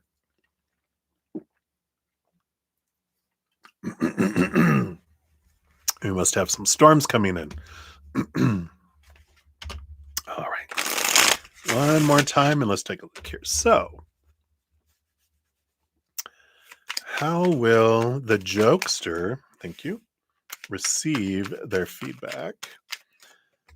That's overall. And then thoughts, feelings, feelings, and actions. Okay. And then thoughts, feelings, and actions for the other one too. Okay.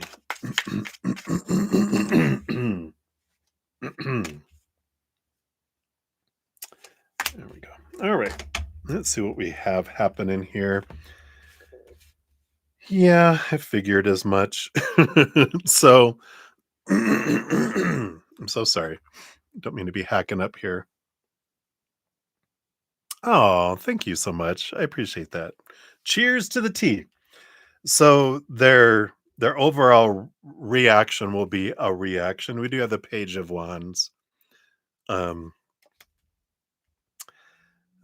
so we'll see this other stuff, but I don't feel like they're well, like most humans. We don't receive feedback that we've done something wrong very oh, thank you for the feedback. It's usually like we get defensive, right? We ignite. And the page of wands does like, what do you mean? Blah, blah, blah," because I feel like the owner doesn't present it in a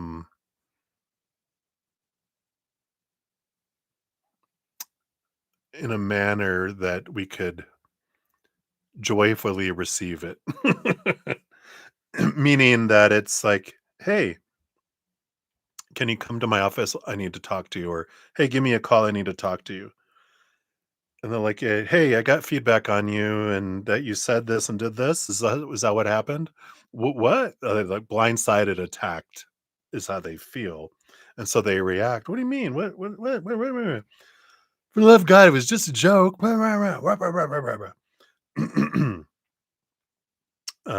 And I feel like that's the reaction to start off. Because that's what, if you're blindsided by feedback, then and of course I don't feel like they get praised for the job they do. Like most companies, very rarely do we um, get equal praise for feedback, constructive growth feedback, right? And it takes 10 compliments to make up for one um, piece of constructive criticism. And so employees are usually in the hole, um, because if people give one compliment and then per each one, it's like you're minus nine, minus nine, minus nine, minus nine, for each one that they give. So I feel like that's kind of the history and the energy just to start off. Um, okay, so thoughts, feelings, and actions. All right, so thoughts of the jokester when they get all this. Yeah, nine of swords. Fear energy kicks in. It just makes them, they're thinking, oh God, what else? What else? What else? Now what's wrong? Just they kick into the fight or flight mode, which means their intelligent, loving, compassionate side booted, hissing cat activated, right? So that's their overall. They have fears about losing their job because they do. give them feedback and say this kind of thing can't happen again. If we get feedback from other people on your behavior, we'll review for termination because they just feel like, and I feel like their boss, well, we'll see here. Let's see their boss's thoughts. They have the Ace of Cups. Yeah, they think they're all loving about this, but they also, I feel like they're coming from a place of, um, because this relationship energy, I want to keep this relationship with this company because it feels like, I don't know if it feels like it's a, in comparison to some other companies they work for, it feels like this is fairly new. But if not, it's like this Ace of Cups is I want to maintain a good relationship with this vendor. And so they're in fear of losing the vendor. So they don't approach it in a very, that's why they're in a, I got to fix this energy. I also feel like their boss is like, go, go, go, go, go. It's almost like they would call them on their way home or on their way to someone else. And I just got to get the feedback in here to take action and do, do, do, do, do kind of thing. And that's why it doesn't feel thought out. It doesn't feel like they were, well, let me bring this up and along with other things and let me maintain their morale and, not make it just I'm beating them up, but that's how it comes across, it feels. The emotions of the jokester, yeah, we have the 5 of swords and the death card, yeah. So reactionary and conflict and um a feeling to wanna run away. Um, yeah, that's the hissing cat. Hisses and attacks and then runs away. So I feel like they got upset and then they shut down and they start thinking, "I'm gonna get fired." Again, this fear of being terminated, these emotions that are there. Um, the boss's emotions, yeah, they feel like they're patient and temperate here. And I feel like they are, um again, they're just like, "I just need to fix this," kind of energy. They're like, we get feedback, like you said before, right? They're bringing back, they've got other feedback before. We take action, we try to fix things, you know, things slowly will change and we'll get everything fixed. It's just a matter of doing it in energy here. The jokester's actions, we have the full card. Yeah, it's like I need like a fresh start energy.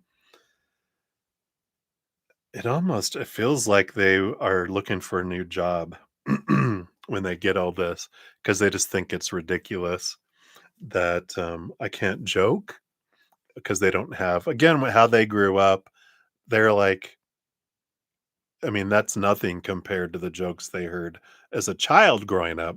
So they're like, "Really? That that's what they got upset about?" That from their perspective, um, but that's all about because we see the world through our own uh, experience. And so we were like, it's like if you grew up in a house where they cussed nonstop, all sorts of stuff, and they just said the word, crap, or the S word, I don't know. I think I can say that on here, but if they said it, someone who grew up in a home where there was no cussing, that's like, so they're like, "Really? That?" It's all about perspective, right? And so when we're understanding from this person's perspective, they're kinda like, "Wow." And they don't feel appreciated at work and because they don't appreciate themselves, and so they're seeing the world through these perspectives of, um, "Why is it that every job I go to, I don't get appreciated?" Because they don't appreciate themselves. So this mirror is reflected out into this job, right? But I do feel here with this death card and the fears and all this, they're like, I'm gonna get fired because who knows what else I do." Because if they're like, wow, if and you feel that's wrong, they're just like, what else don't I know? and I'm going to end up getting fired. So I should just start looking somewhere else. As I feel like this is going on here. Um, and then the boss, their next actions, Page of Pentacles, they're just looking. That's funny. It's like they're just looking for the buck, the next. Um, they're very focused on profit and income coming in.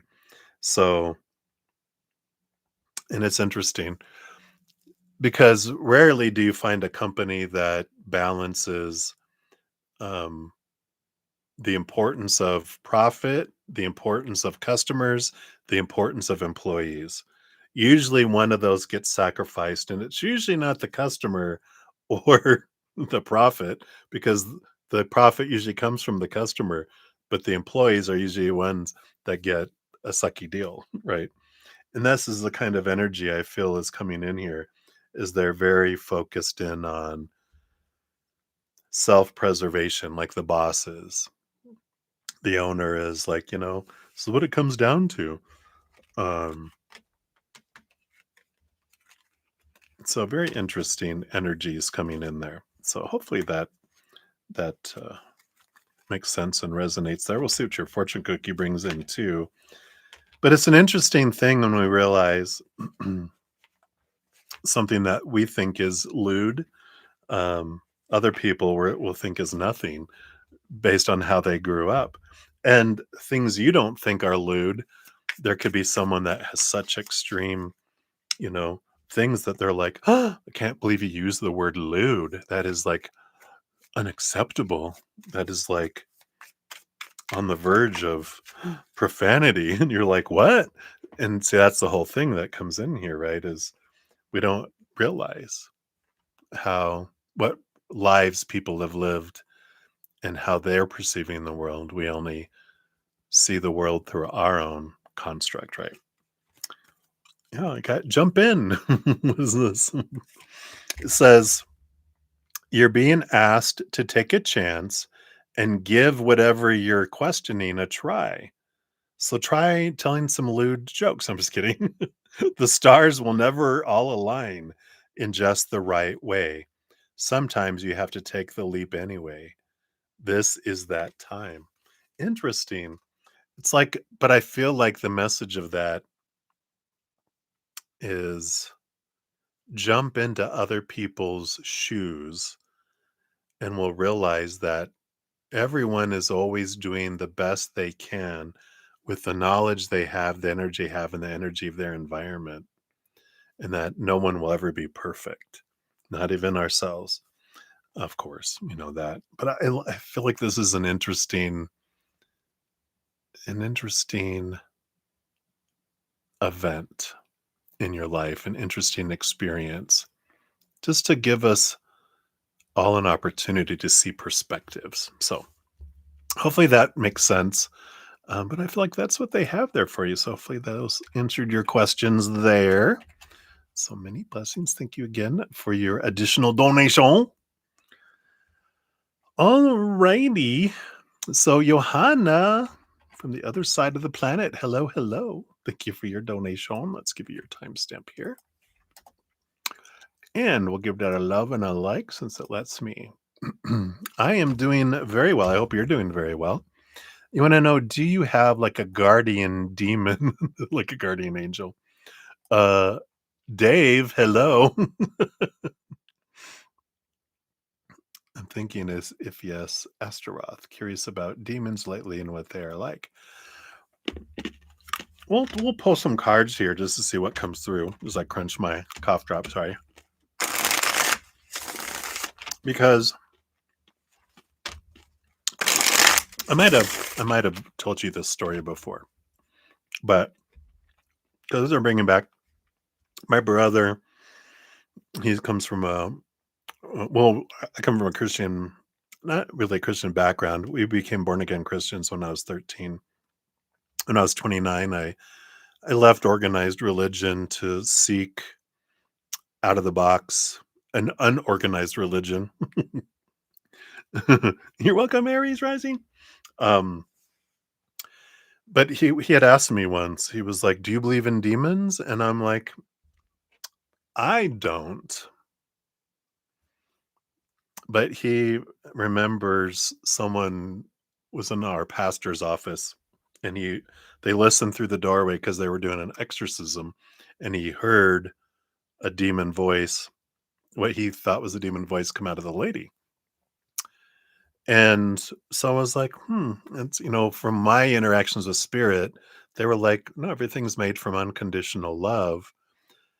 And so I just, I'm like, all right, so do demons exist? And they're like, if you need them for your story, yes.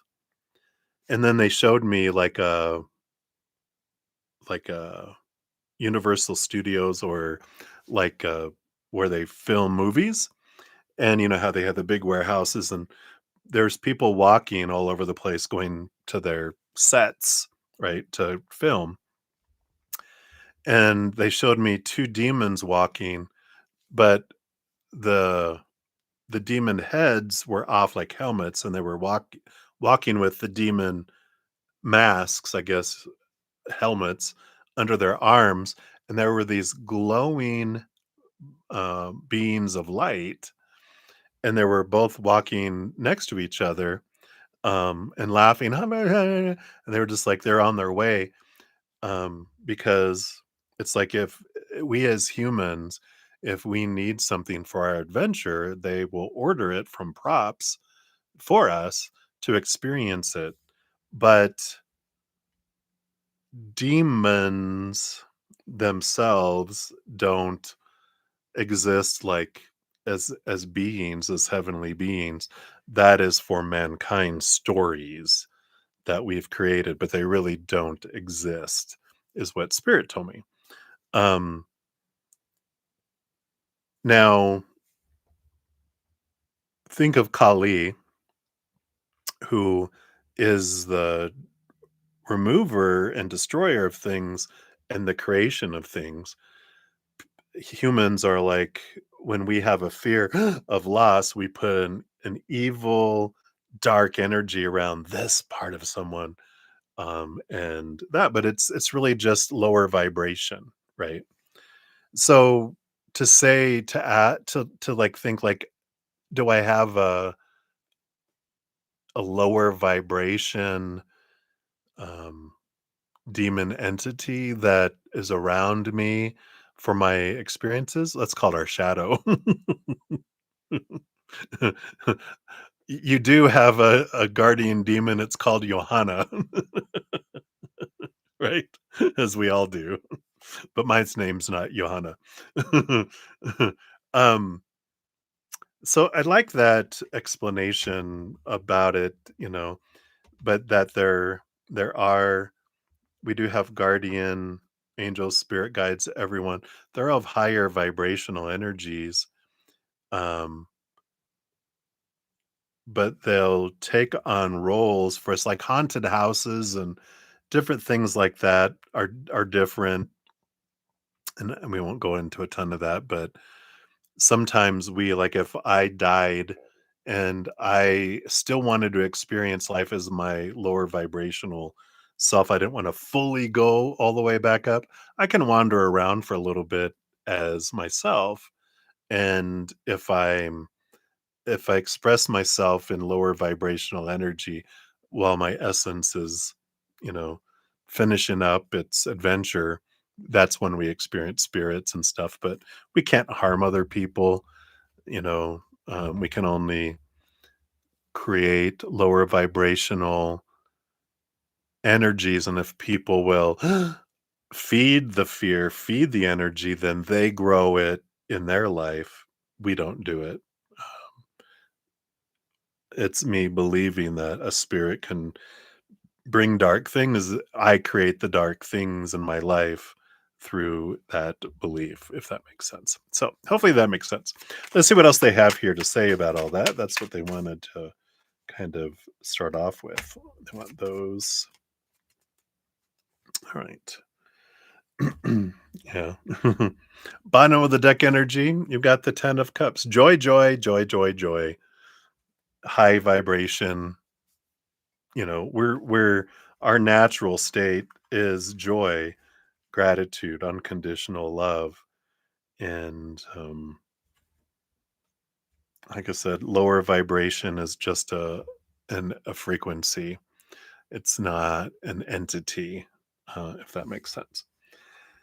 So what else do we have here? You got the Page of Pentacles. Yep, I like this. Whatever we plant grows. We're the ones that create things in our physical world. They're reminding me of a friend of mine who's passed now. Hey, he's on the other side, been over there for a while. But he asked me once, he said, um, his aunt was a witch, and because he was the firstborn, she was planning to kill him so that she could have his rights. The energy that she thinks she would have if, because then her child would be the firstborn because he'd be dead, and that she could somehow take on his energy of being the firstborn. She had all those beliefs. Well, in her attempt to murder him, she accidentally set herself on fire and burned to death. I know, right? What a drama. I'm like, I'm grateful that I don't live near my relatives. But he said one night he heard something calling his name and he went outside. He had just been thinking about her and he heard her call his name. He went outside. It was nighttime. He turned on his back porch light and there was a forest behind their house. And he said he could see a dark figure beyond the tree. And, that was the energy of, because he had this fear and he had this belief, he fed it to where she was able to present as this character for him. And when I explained that to him, he was like, "Yeah, that makes sense because I was so scared of thinking about her out of the blue." And um, then the energy happened, and I'm like, "Yep, our energy is what feeds it and grows it." So they brought that back. I hadn't thought about that in years. So, anyway, hopefully that helps. This is the Page of Pentacles. We can create our experiences by what we're focusing on, right? The good, the bad, the ugly, if there's any of that. We have the Four of Cups, energy here, emotional stability. I feel like there's this like, be not afraid is what's coming in with that. Be not afraid. You're divinely guided and protected. Um, and you've got a large host of beings of all sorts, um, but none lower vibration. It's funny. They're saying that this Four of Cups is the relationships of the humans in the outside world. Those are also your demons because they're all the lower vibration and they're the ones that are bringing you your lessons through these other people. That's interesting. You also have the Queen of Swords. Yeah, that balance between head and heart.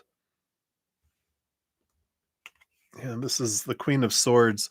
She holds the Ace of Swords so we can see things from this higher perspective and see the wisdom of things. And when we realize that in the heavenly realms, there is no right or wrong, good or bad, there's just different expressions.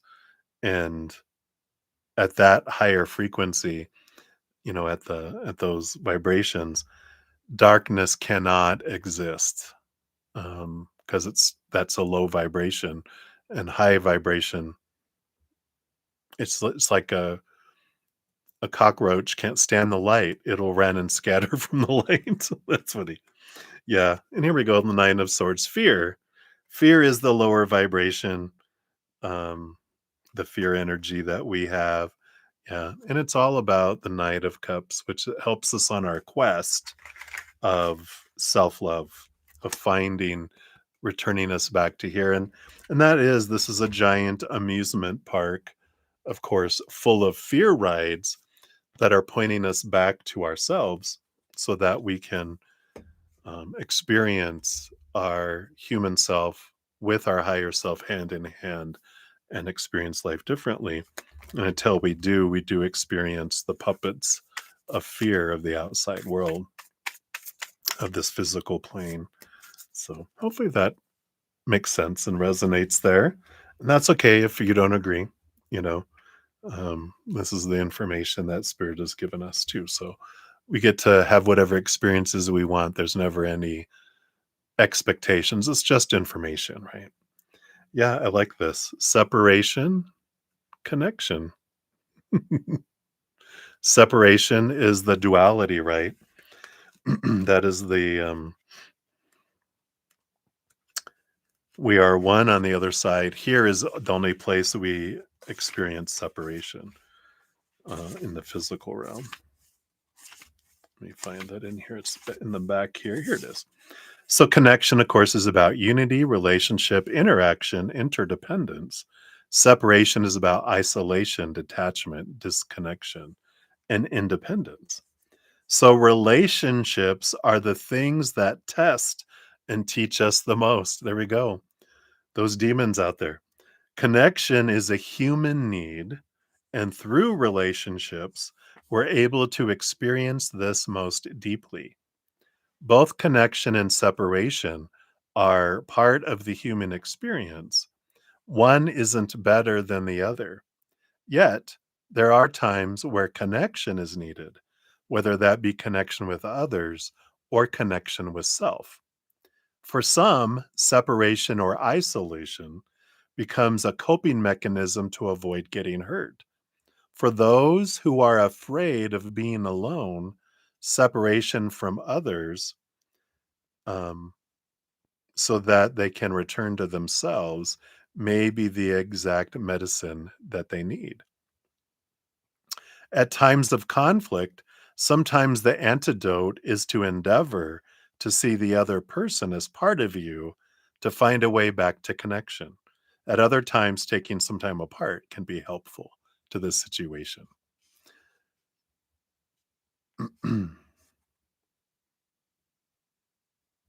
And then if this card appears with connection right side up, the invitation is for you to consider how can you deepen your connection with someone. If it appears with separation right side up, consider how you're being called to separate yourself from a situation energetically or where to feel separation in your life. Regardless of which meaning is right up, place your hand on your heart, connect with your inner temple, and ask, in this situation, what's the medicine I most need? Connection or separation?